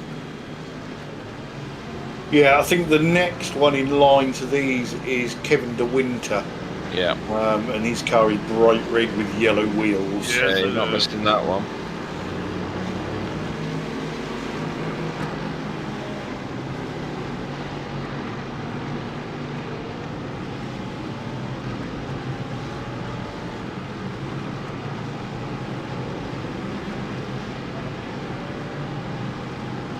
Yeah, that's Robert Schoenleber. He's still got that damage, or is that new damage? It must be new, because he'd have got it fixed in his quick repair stop, wouldn't he? Well, that's if he's used his quick repair. Oh, true enough, yeah, it might have retained it just in case. Oh, That's... oh dear. Have we got nudging or not? that Can't was tell, a- really. Well, that was almost a really, really good move, but Yeah. Edward May just managed to get his car just in the right place. Yeah. Gone defensive, or went defensive, and then came back onto the racing line. Now, Kip Stevens, down the inside. he's bailed out of that, though. Oh, somebody just went round. Oh, right, I missed that. Oh, there. Ralph Cullen. Yeah.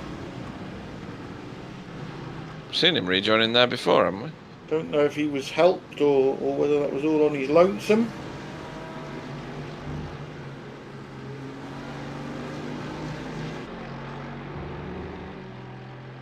Triple A and Chris Shaw battling for second.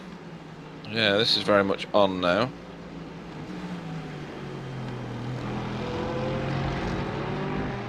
This must be very different for these guys from the TCR, sorry, yeah, the TCR GT4, because they're in different classes in that. Yeah.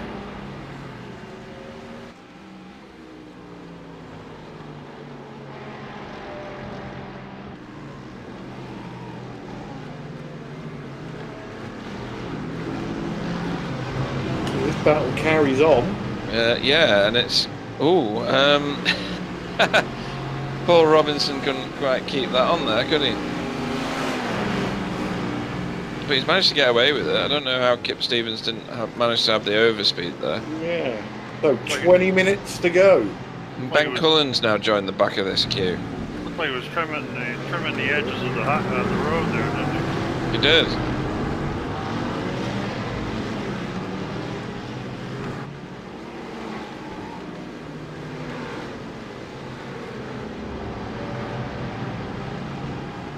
Yeah, as you mentioned, Ben Cullen is trying to post up on the back of Kip Stevens again. And they've caught Robert Schoenleber, who's a lap car, and he's gone round. Oh, And I think we lost one of the queue. I think that was Paul Robinson. Oh, right. where'd he go? All right.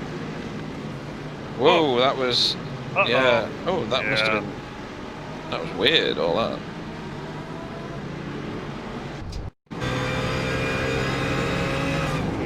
Whoa! It looked like he just totally missed his breaking point, didn't he? Yeah, it did. Yeah.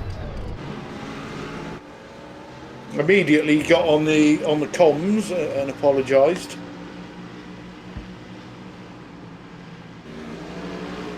Well, it's not like he had to give any positions back, is it? He was a quarter of a mile off track.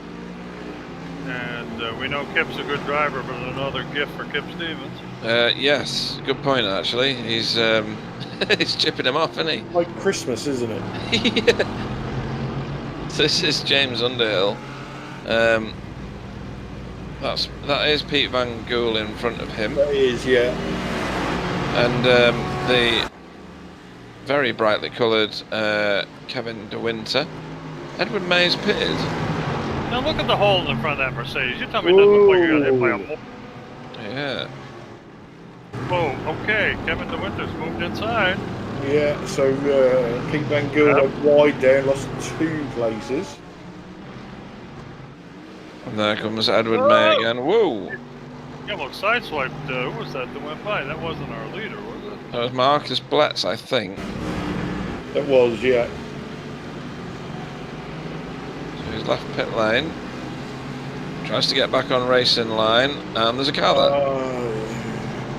Whoa. close. It was.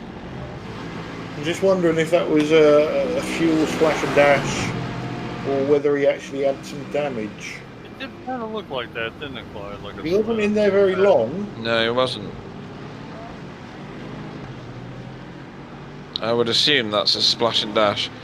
He's... Oh, this is Andy Maxwell, yeah.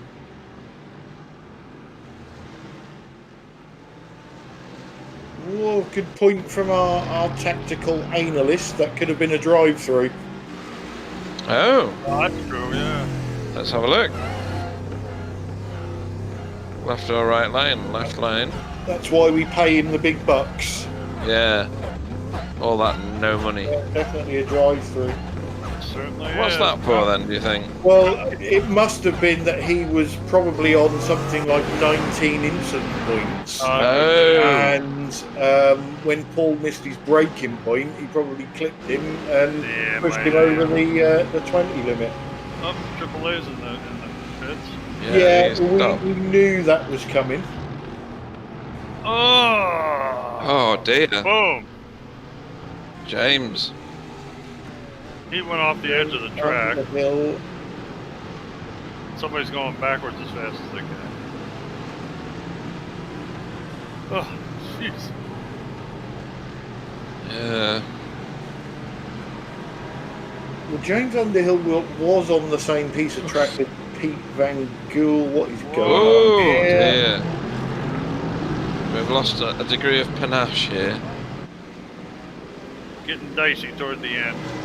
There is more red in my event viewer than anything else. Right. That's not a good thing. No. Yeah, so we're gonna start with Graham and Kip Stevens. Okay. Get an issue between these two. Yeah, this is the one that took too late. Yep, that's Robert Graham going backwards, like Bill said, as fast as he could. And he's tagged Kip Stevens. Why does he not put his foot on his brake? That's I don't poor. understand that at all. Yeah. Unless he's had a technical failure, that's poor. Yep. Yeah, he might have an internet failure. And then we've got... Oh, right, We didn't we're really seeing the same see again. what happened, did we? No, it's kind of started after it's finished. Yeah. He's just... Kip almost cleared that one. He's got steering, but doesn't appear to have much else. And he's quit. I'm telling you, I wonder if he's got like a failure. He got absolutely tanked. Go on. That was looked like a hip check by James Underhill there. He did, yeah. Isn't he off the edge? Yeah, he caught that curve. He's hit the curve, hasn't he? Yeah, Yeah. lost control, yeah. Okay, so that sorts that one out. Still don't know why. Was it? Ooh, that might be why. Ooh. Just answered my own question without needing to do anything. Who was that? I don't know. That was that big knot of cars we see. Dale Benison. It is Dale Benison. Oh dear. Yeah, Committed to a line, I think that he is. did, yeah. I think it's not very good for Dale and James, obviously, but it could have been a lot worse for everybody else. James Underhill still circulating. Then we got David Heavey off track. Again in front of Kip Stevens. Christmas every day for Kip Stevens, isn't it? He's now in 8th.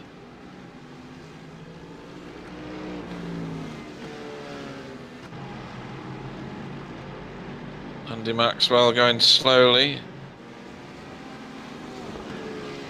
To give Kip credit, he's avoided a lot of the controversy today. He has, yeah. He got tagged a little bit, but it was the most minor of hits from that car reversing. Yeah. From Robert Graham. And this is Jamie Wilson trying to get back through the field now. With Andy Maxwell directly in front of him, who's carrying damage, looking at his car. He's up to 16.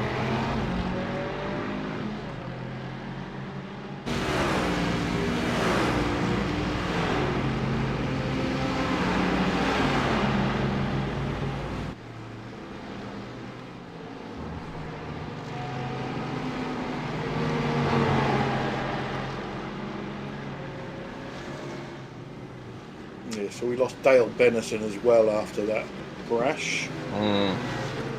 Yeah, he's just quits.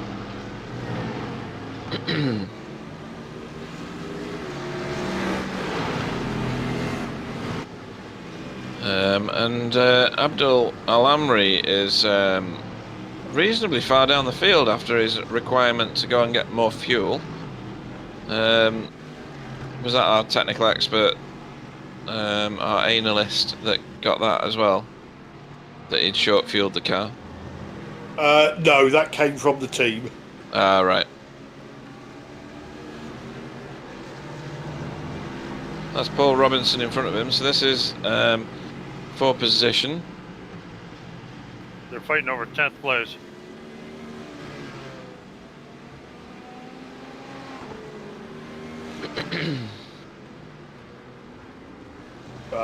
We're now hearing that AAA spun entering the pits as well.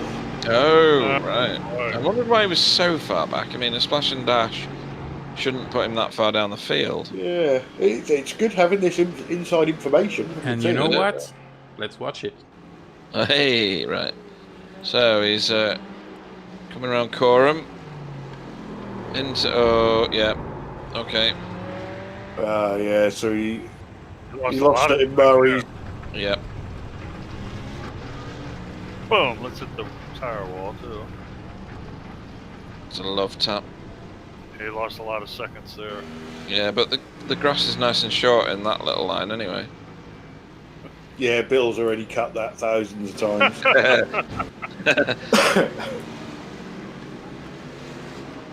So Jamie Wilson has now caught up with Andy Maxwell. Good recovery from Jamie Wilson. It is.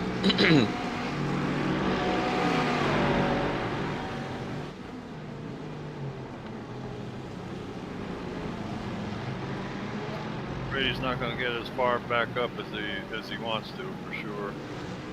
Oh no, he wanted to be fighting for the top spot, I think. Now, that's assuming that all these cars in front can make it to the end. I need to raise my hand here and say, why... Oh no, never mind, I'll show. Yeah. Were you watching that as well? Yeah. That's been happening all race. Has it? Yeah. Oh dear.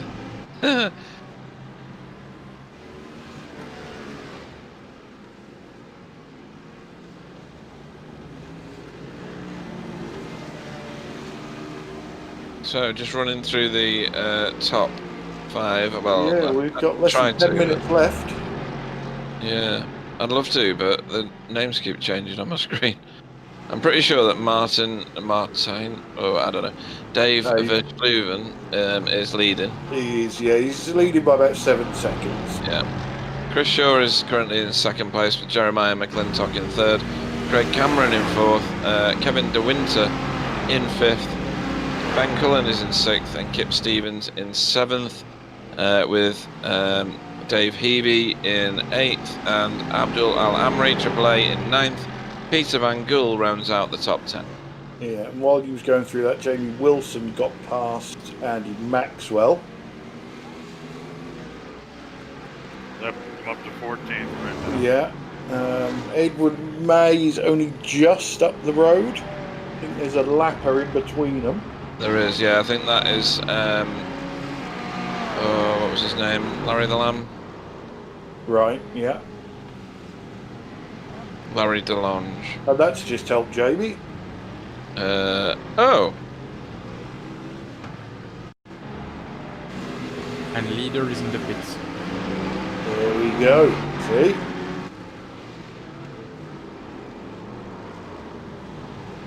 Oh. That was a strange, slow spin, wasn't it? Oh dear, that was close.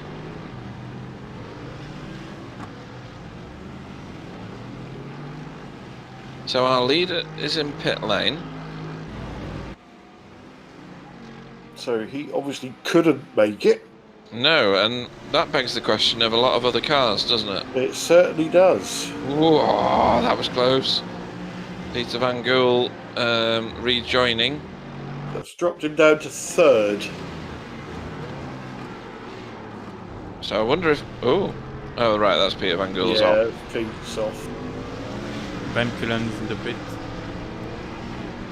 Ah, right, okay. This is getting interesting. It is now, And yeah. our expert Marco said that P3, well P2, should pit as well. So that's Yeah, don't listen to our analyst. He's the one that told us that they can all make it on fuel. And then backed out of it later. Yeah, That's always good. he'll, So Chris, he'll go back and delete that message, no doubt. Chris Shaw, has he got enough fuel? Big question. Jeremiah McClintock behind him. Got any fuel, mate? Not sure. Is Well, Jamie we Wilson know- going to end up winning this? We know Dave Versleuven has got enough. We do now, yeah. So, providing no more disasters occur. Jamie Wilson is up to 12th. Assuming he's got enough fuel. Which He will we have think he because has. he will have, pitted yeah. again. Yeah. He should be okay. just to let you know, McClintock is in the pit now. Yeah. He pitted on lap 30, Oh. and Chris Shaw pitted on lap 22. So 2 laps more. I think Chris Shaw is gonna come to the pit as well. Yeah, I do. Shaw is in the pits, yeah. And so Rest Craig is running. Cameron. And the first one Wow. who probably can make it to the end is Kevin Kevin. De Winter. Yeah. 24. So But Martin Kevin, Versleuven is in front of him right now. Kevin could be looking at a podium here. I would think so, yeah. And as Marco has said, winter is coming. I thought that was you that said that. Well, Marco's just put it on the chat, so Yeah. we'll give him the credit for that one, as he got the pit stops wrong.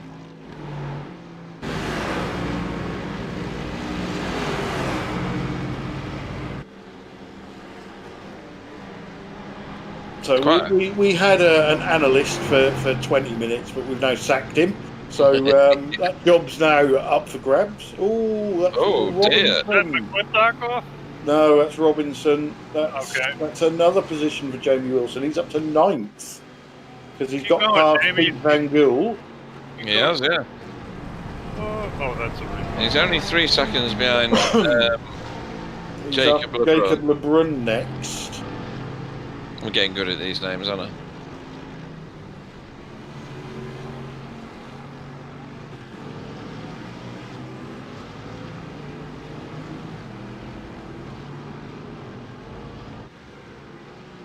Edward May currently is not on track to fulfill his top 10.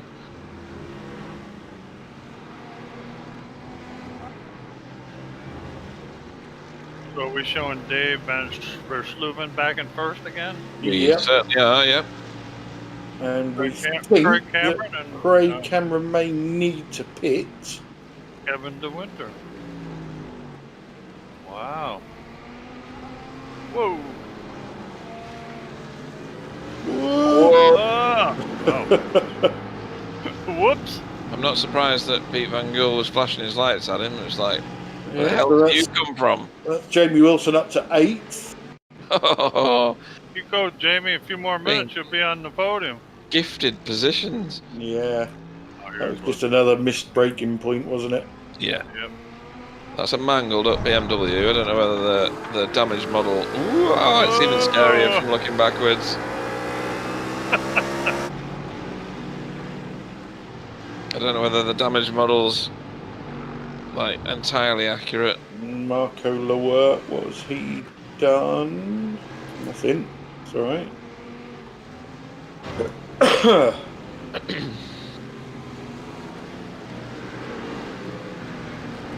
Looks like we're coming down to it, Clyde. Yeah, and Chris Shaw hasn't pitted yet. No, but he's. Has he been saving? Has he not been saving? I don't know how you can save around it. There are places.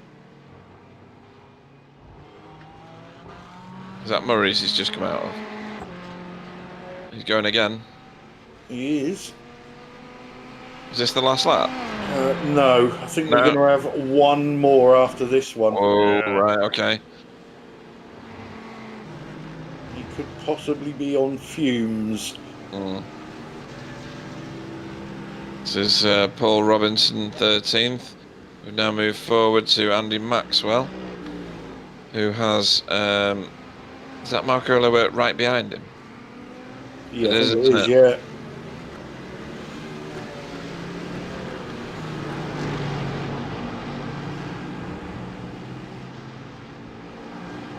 He looks fast, Andy Maxwell, at the minute. It's like he's had all his damage repaired somehow. Yeah, I've just got my eyes on Chris Shaw at the moment. Yeah. Is he going to go again?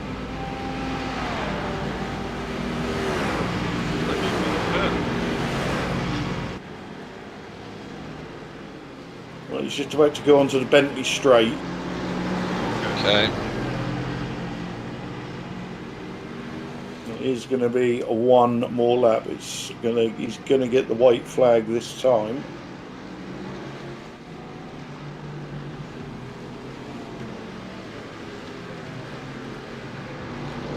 This is hotting up here with Andy Maxwell. He seems to have a lot of speed at the minute. We switched to Chris Shaw going through Bumhole. Into Coram. Yeah.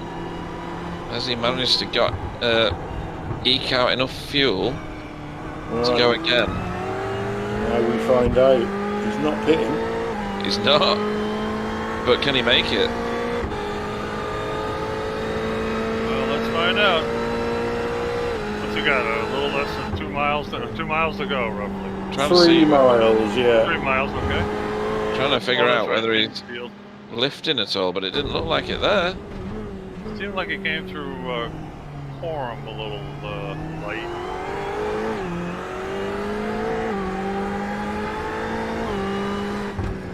Don't do it. Oh, he let him through. That was good. That was nice. I'm guessing the white flag did come out. You would think so. I mean, we're well over 90 minutes now. Yeah, we're definitely over 90.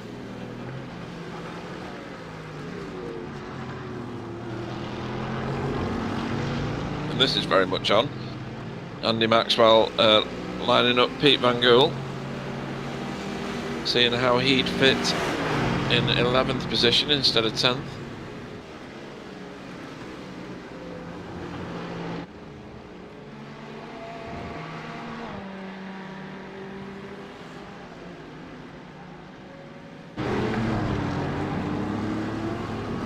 Looks like Chris Shaw is on the Bentley straight. Is that correct? Yeah, he's now going into Nelson, Brundle and Nelson. Oh, and round the outside for Andy Maxwell. Oh, nice pass. He's into Bumhole. He's now Coram. into Coram. Gets out of the next corner. He's liable to make it. Hopefully. He's going slow. Or slower. Engine's still running. You can hear it.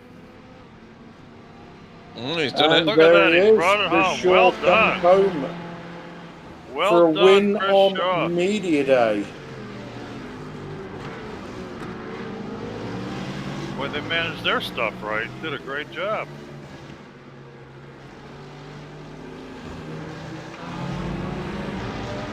Dave Versluvian comes home in second.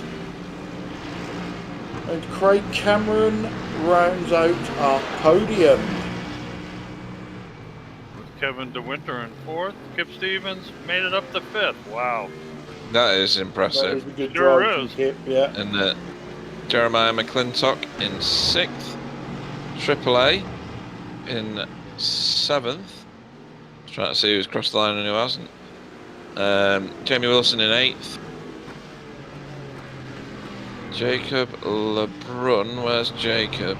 Yeah, he's come home ninth. Oh, is that Pete Van Gool running out of fuel? I believe he certainly did. looks like it. Oh, he's been mugged a couple of times just Yeah, now. he has, hasn't he? Yeah. Oh, wow. That's too bad. He lost about 4 or 5 spots in that last 100 He did. yards or so. I think Andy Maxwell, Marco Lower, Edward May and Ben Cullen all did him.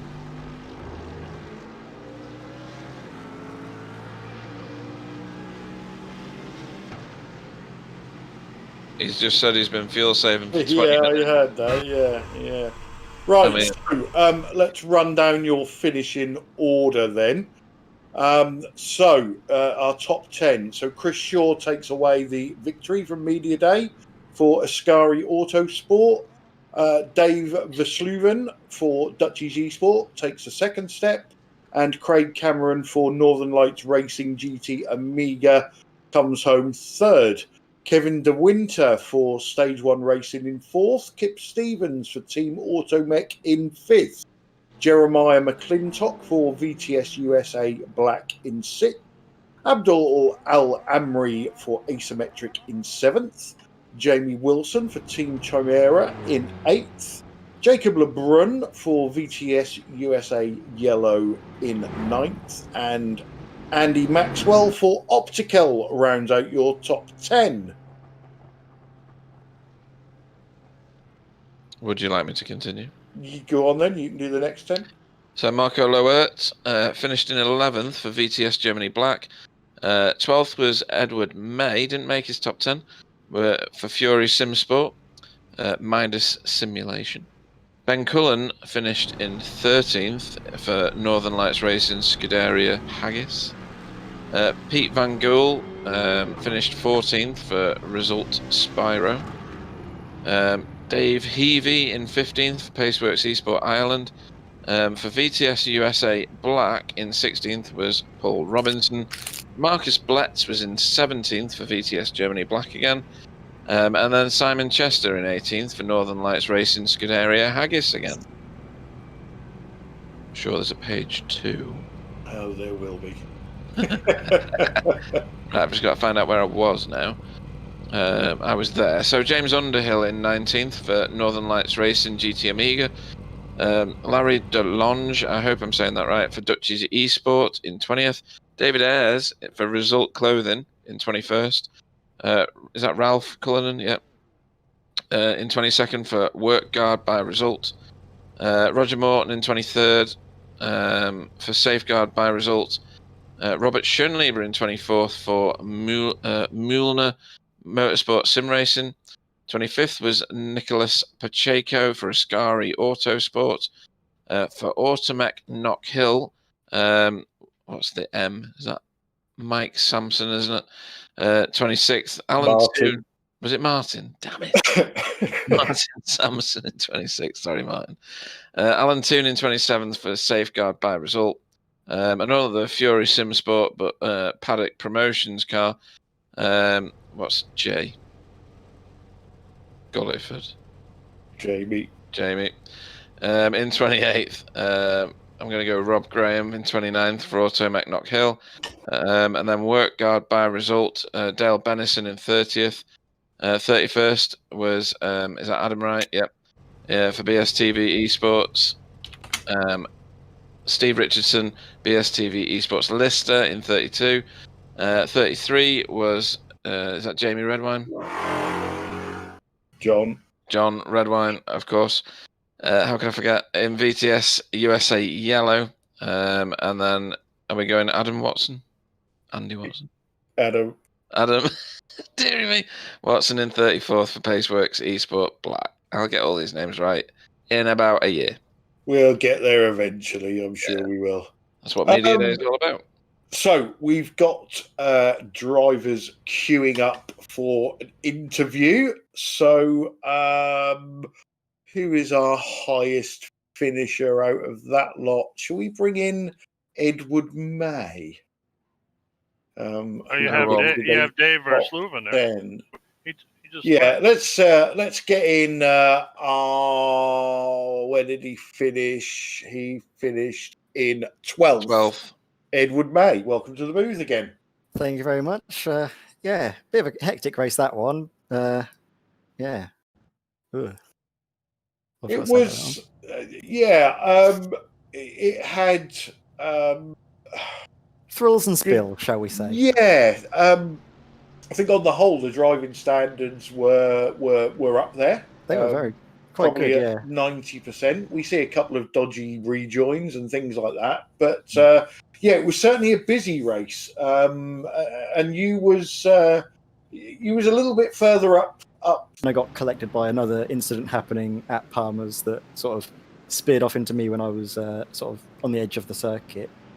And that meant I had to take a fast repair, take the pit stop earlier. Then my race was kind of just a little bit sort of, as you like, just sort of just chasing the lap times, making sure I was hitting my marks. Then as I was about to come into the pits, the safety car came out. So I had to save heaps of fuel behind the safety car. Actually, I had to go down through the maps. And in fact, I've realised why my straight line speed was so down was because I didn't change my fuel map after the safety car. I was really puzzled as to why my car was just so slow down the straight line compared to everyone else, and why my lap times were dripping away. Driver error. Just forgot to change the fuel mapping. So that's at least this happened in Meteor Day, you know. Yeah, that's very true. Season. And yeah, if you told me after sort of lap 1 that I'd be finishing basically where I started, I would have bitten your hand off. So great racing, and the addition of the safety car really did shake it up. I think there was a definite sort of drama for the lead as well, but from that. Yeah, we was looking at it. Jamie Wilson seemed to really get the wrong end of the stick with the safety car, but you know, as we said on the broadcast, we don't actually control when it comes out, so it's not like that we're looking at, you know, whose race we can screw up for them. It's predetermined. So yeah, but you know, you had your dramas, but apart from that, an enjoyable race. Yeah, definitely enjoyable. I can definitely take quite a few positives from it. Obviously, a few things to work on, setup being one of them. It just felt like we didn't have the front end that a lot of the cars around us had, partially down to just how the Mercedes is, but also I think done a few tweaks we could have made, but we'll take that on board and use that feedback from the car from the setup for Daytona, which maybe we might actually want to have a little bit looser on the front end just so we can get better runs down the straightaways. So it's about sort of compromise everywhere, and big shout out obviously to my teammate for that race, Jamie Gulliford, who had a great race, was quite high up the order, but just got really unfortunate through the pit phase, and I think had 11 minutes of required repairs just from being, I think, there might have been a bit of a brake checking under the safety car, which was unfortunate for him. Yeah, we did catch that. We'll get him in next and ask him about it. We sort of see it on the broadcast, but couldn't really work out what was going on. But it was a good race overall. Good finish for you in the end. Anyone you'd like to thank before we let you go? Well, obviously got to thank my teammate for that race, Jamie Gulliford, who I think was in the Paddock Promotions car, and we obviously our 2 sponsored cars for this one are Midas Simulations, which provide sort of bespoke sim equipment. You can go to midassimulations.com and you can get sort of your own sort of bespoke custom sort of sim setup made up properly, high end and everything. And because it's all done to your specifications, it's sort of quite a friendly business dealing with those guys. And then obviously to Paddock Promotions, which are actually run by a member of our team, Martin Plowman, who obviously races in British GT alongside his teammate Kelvin Fletcher, and they sort of put a lot into the team and give us good feedback. Martin does as well throughout practice sessions, so big shout out to them. Yeah, I don't think Kelvin's racing this season, is he? I think he's been a pit lane bitch this season. Yeah, Kelvin and Plowy are both in that camp, so I'll be sure they'll be pleased to hear that. Excellent. Well, thanks for joining us in the booth, Edward. Well done on your 12th pace finish, and we'll see you at Daytona. Yeah, see you at Daytona. Have a good one, guys.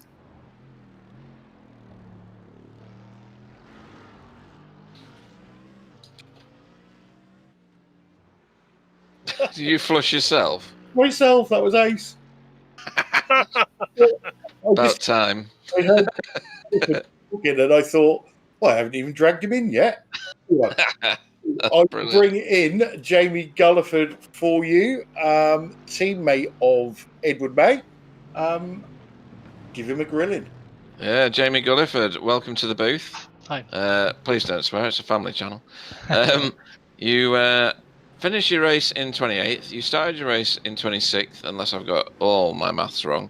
I probably got your name wrong about 17 times, so apologies for that. I don't know. Tell me about your race. I think it went from bad to worse, to be honest. I think first corner I was involved in we've been involved with a couple of cars, a bit unfortunate. Just continued on, and then I think the pace car come out, and I think it was just beyond the pace car, and then I did get brake checked by a guy just in front of the pace car. So that was a bit unfortunate, and then I had to come into pits for 11 minutes of damage, hence why I'm 7 laps behind. Yeah, we did see the brake checking incident and the pit stop and such. You had quite a lot of damage before you ended up in the pits, though, didn't you? Yeah, so I think I did come in for a fast repair before that. Yeah, it was, a bit unfortunate. But yeah, it's nice to kind of be out there. I raced with quite a lot of these guys in a Mazda series as well, so yeah, good to battle with them. Right, so you know some of these guys and who to avoid and who you can push a bit harder, etc. Yeah, definitely, yeah. So yeah, hopefully, well, I'll just be happy to finish in front of the Mazda guys next time, including Ned. Cool. I was going to say, including Ned, Yeah. but got a bit of practice to do yet. Yeah, you want to sort him out right away, don't you? So 7 laps down from the leader is where you finished. What are you going to take to Daytona? I think just try and be more consistent. Kind of obviously keep away from the X's. So they do play a part. I did actually get a drive through as well, which didn't really help. Obviously that's another 50 seconds so down. So I think just be more consistent, and I think I would be happy with a top 15 finish next time if I can. Mm-hmm. Again, just try and keep it clean and try and keep out the accidents within the first lap or so. Yeah, I mean it's media day, so that's what this is all about. It's about finding the lessons for next time. It's not about necessarily going out to win it because there's no points on the table. No, and there's some very, very quick guys in here as well. There are, yeah, some very, very quick guys, like eye-wateringly quick. Anybody you'd like to have a shout out to before we let you go? Well, I think, unfortunately, my partner is actually watching, so she might actually be listening to this. My partner, Charlotte. You better go on then. Yes, just say hello. We'll do it. Hello, Charlotte. Clyde? We always prefer talking to the ladies of the house than the drivers. So it is true, to be fair. Good evening, Charlotte. I hope you enjoyed that, and we promise that Jamie will try harder next time. And thanks for letting him race. No, yeah, cheers, guys, and just thanks to all the Fury guys, because I'm sure they'll help out with the next practice sessions, trying to get us on pace for the next race. Cool, thank you very much. Our 28th finisher, Jamie Gulliford. Thank you. Flush. Right, I'm now going to bring in Roger Morton next, because I don't think we've ever spoken to Roger. We haven't, no. So let's bring in Roger, who we know from our GT4 TCR League. Roger, welcome to the booth. Hello, you alright? Yeah, not too bad. How was that for you? Yes, I finished. That's always a plus point. Unfortunately, I've never really had any chance to really practicing, sir. It was like literally last the 40 minutes. I'm coming 40 minutes practicing, trying to work out my setup. So first few laps didn't really go down very well, so I ended up going off and smashing the car up. But I kept it going. I waited till my pit stop to my fast repair. So, but it was like 2.5 seconds, 3 seconds slower than what I was doing in my little bit of practicing I was doing. So I managed to. I pitted under the safety car. Come out and I managed to finish 23rd, I think, in the end.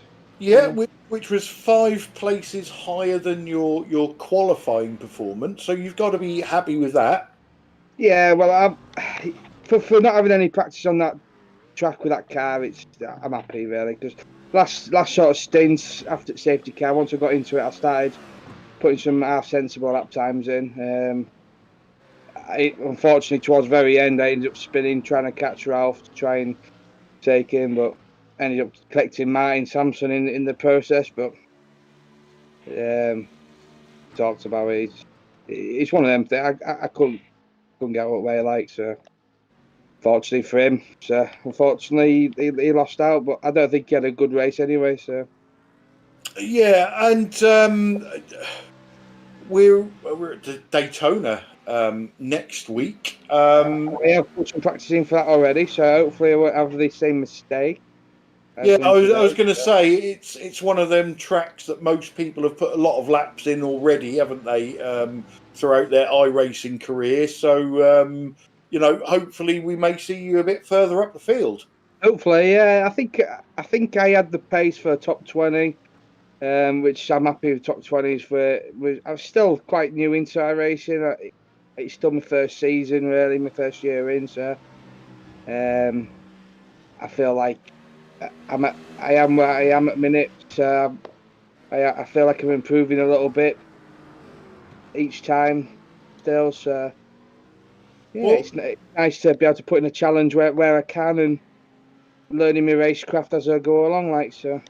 yeah, to be fair, if you're looking forwards instead of backwards, and you're making those improvements week in week out, then things are going to be on the up for you.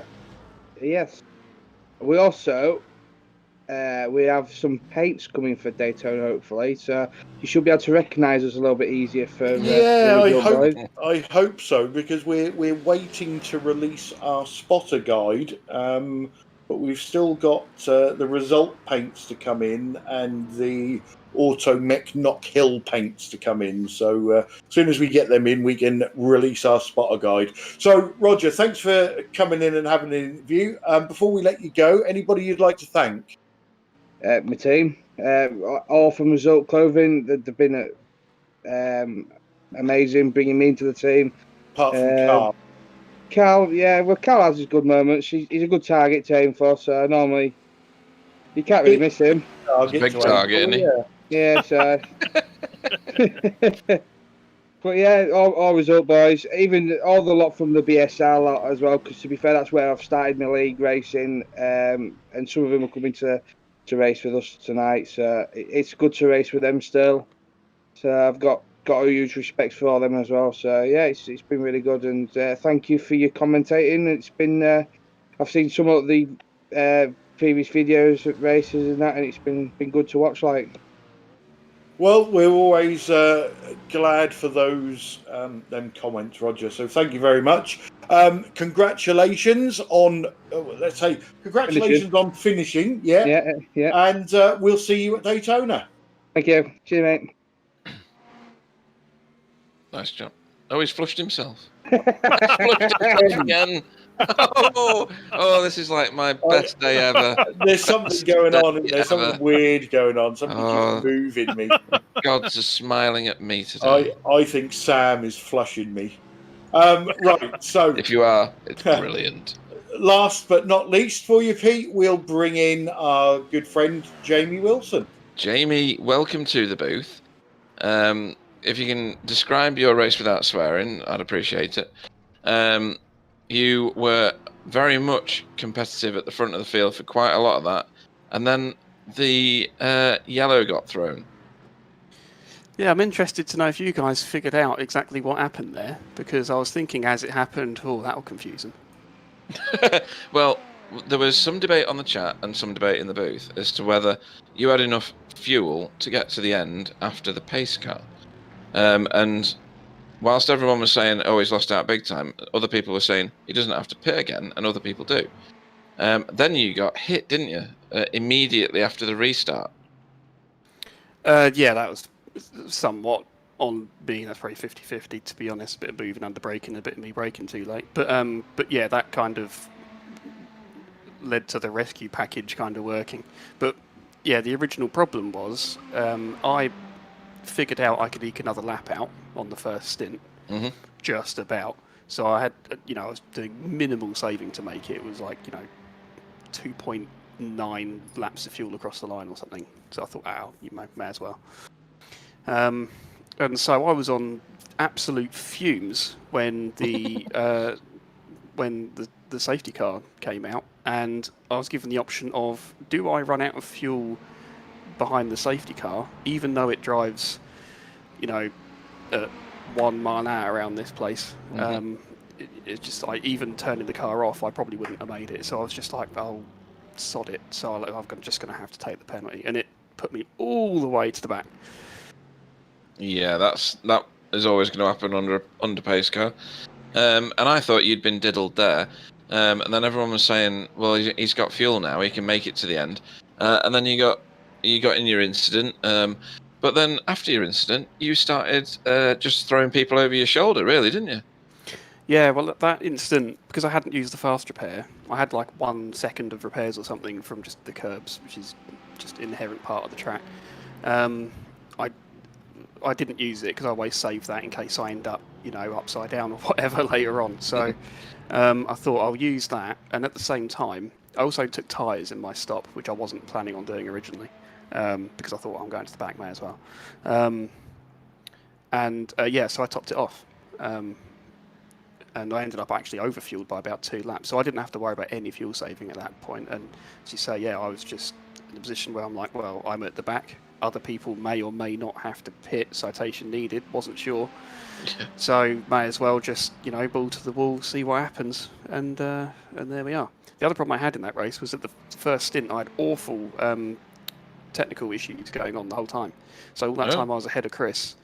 I had an errant process on the PC that was just causing me grief, and low FPS in VR is not fun. So I was inconsistent a bit all over the place. You were dropping out occasionally on track.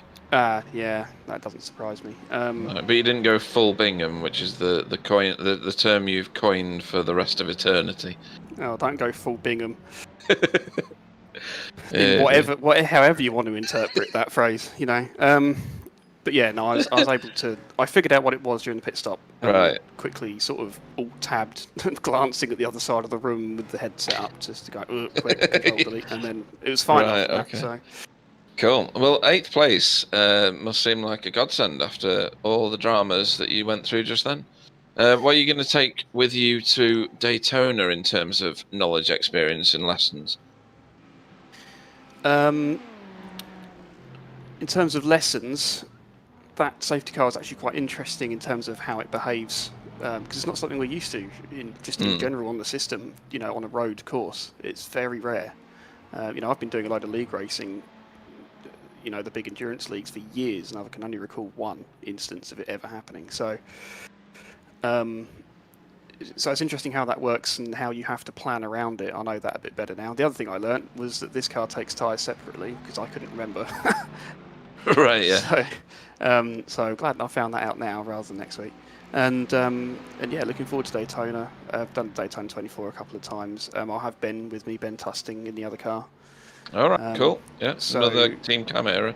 Yeah, and he's probably got the edge on me, so it'll be interesting to see how that plays out in this field. I mean, AAA, for example, we're not in the same class in the other series, so I don't know where I stack up relative to him. And he was fighting an octopus in that car the whole time by the look of it. But once he's under control, it'd be interesting to see how we stack up in that sort of upper field.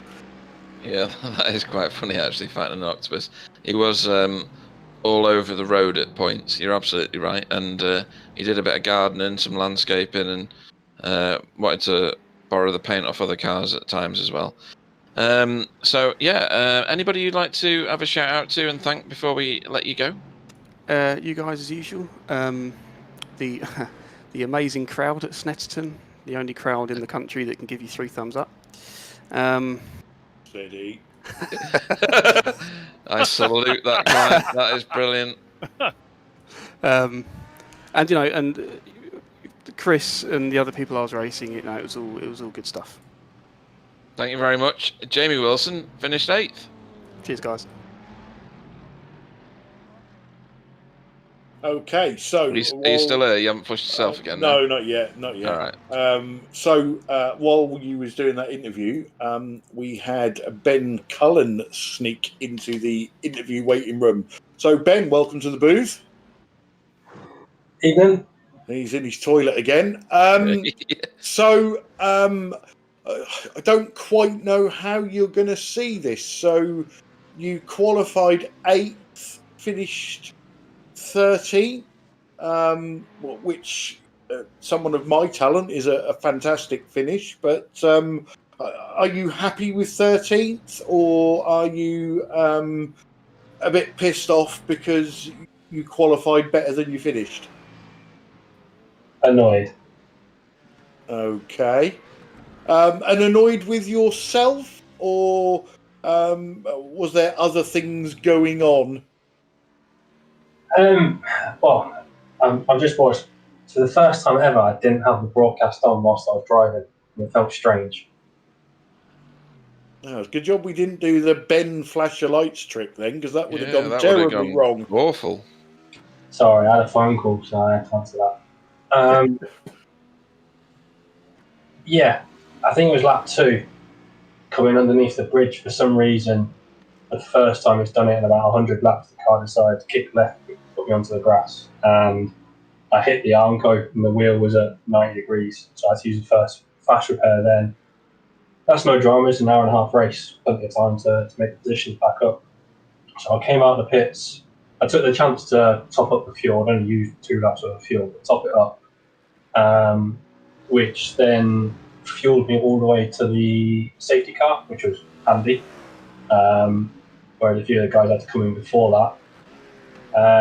And then I'm not annoyed with other stuff. It's more the fact that I had race laps going, and it said we were going to do 49 laps, and I had enough fuel to do 48 laps, or 48 and a half, and then we did 47. So I pitted for a top up, and I didn't need to, and I was in P6 at that point. Yeah, I don't know. Some people don't trust these fuel widgets and things like that. So, hang on a minute. Let me just mute Pete because he's disappeared and we're getting some feedback. So, yeah, I still think that was a great drive from you. 13th place. Bodes well for Daytona. Have you done much GT3 around Daytona? As I was saying to Pete beforehand, the BMW's on a back foot there because all the other cars have got a more updated setup that they can go and look at, whereas the BMW's not been there in a year and a half. So I've done a few laps. Obviously, I've raced there in other series in the GT series. So I know the track and I know the layout, which is obviously the first step. Know which way you're going, left or right. It's then just getting up to speed with the car. Yeah, but I'm not entirely convinced that that setup is going to be everything in this series because we're going to be expecting a 50+ car grid for Daytona, and we said at the start of the broadcast the guys that are going to score the big points are not necessarily going to be the fast drivers. They're going to be the drivers that finish. So you've proved tonight already that you've got a little bit of a knack for getting the car to the end and over the line. Yeah, very much so. Same basis and process that I took to the Spa race is to get the points, you've got to be at the finish line at the end. As you say, you're right. Doesn't matter if you can do a 1 lap sprint, you've got to do 40, 45 laps, 50 laps, depending on the racetrack, with 60 cars. It's going to be a bit about luck, a bit about racecraft, and about passing technique. There's a few guys, even the faster guys, if you come up against the slower guys in the wrong points, it's easy to put a wheel off or get some damage, and then that's it. Excellent. Well, congratulations on your 13th place, mate. Anybody you'd like to thank before we let you go? Just thanks to you guys for putting this series on and doing all the broadcast stuff. It's always good to listen to and listen back to on this occasion. Thanks to the guys on Northern Lights Racing for all the work that they've done and help they've done, and look forward to the rest of the season. Excellent. Well, we look forward to seeing you at Daytona. Our 13th place finisher, Ben Cullen. Cheers, thanks, bye. Okay, so that's all of our interviews done, boys. The race itself, I thought was cleaner than I thought it was going to be. Could have been cleaner, shall we say it that way? A couple of dodgy rejoins and things like that. Dave Versluven, as we've named him, was in this field anyway the man on point for pace, but not for fuel. Chris Shaw did him on tactics and come home with a fantastic victory. Kip Stevens, you never run a race without talking about Kip, because he's either involved in a 75 car pile up, or he sneaks through under the radar and gets a really good finish like he's done tonight. A good recovery from Jamie Wilson. And further down the grid, Alan Toon, he's a lovely old chap, and he's getting into his racing, and he's getting into a few leagues, and he's enjoying himself, and he's finishing races. So Pete, what did you see from our media day? It was, if Daytona and the rest of the races are anything like that, it'll be extraordinarily entertaining. You're right. There's certain chaps out there who need to clean up their racing, but get a better control of the car potentially, and do more practice, more likely. Know to put their foot on the brake when they've crashed, and not drift either backwards or sideways across the track in front of oncoming traffic. We've seen that Ferraris are quite a strong contender here. Whether they will be at Daytona or not, I'm not sure. Although Chris Shaw, see what I did there, has proven that he is a master tactician at Snetterton. Whether he can pull that off at other tracks, I have no idea. But that aspect of this league, the 65% fuel around Snetterton, was a fantastic added ingredient when you consider the safety car aspect as well. And like Jamie was saying, it's not something that they're used to, and it's not something that we're used to either, to be honest. Safety cars around road tracks. I think it'll be brilliant. The rest of this, the league, because we're only in media day after all. I think it's going to be a great series, as long as we can get the standard of racing. And don't forget, we've only had half the field show up, which is still a massive 29 cars. And likelihood is we'll end up with about 50 every week if maximum attendance is to be experienced. So it's going to be amazing. Yeah, and Bill, we did see some, should we call it robust driving? And we see some good sportsmanship. We see some fantastic overtaking. So all the ingredients are there for a fantastic series, and it's just up to the drivers now to see the full potential of the series. Would you agree with that? Absolutely, without question. There's a lot of potential here. That's what media day, I think, kind of is all about, to work out the kinks and stuff. And we had a little dodgy stuff here and there, but, we're not sure whether some of it was like internet problems or whatever. And, all of us, get that red mist once in a while. I mean, it's best to have it happen this week and say, hey, we got a long season ahead of us. Let's clean it up. Let's, do the best we can, and, those kind of things. So, I thought it was great. Mr. Van Sluven, really, he put on a heck of a show. Unfortunately, his fuel calculation or something, took the race away from him. But, Chris Shaw was right there. Chris Shaw did a tremendous job all day long. Jamie Wilson, a victim of circumstance, but made the best of it. Came back to 8th from 29th. That's pretty incredible. And he didn't have really a lot of time to do that either, and he did a great job. You could shout out to a lot of people. If I missed any great performances today, I apologize. But I was like in awe. I mean, my mouth was open. I couldn't say stuff because some of the stuff I saw out there. I mean, tremendous passing, wheel to wheel competition without hitting each other. It was tremendous, and looking forward to the rest of the season. Daytona ought to be fantastic, and looking forward to it very much. Yeah, most definitely. And Sam, that kept you busy. As always. I think we never got a race where I haven't been busy.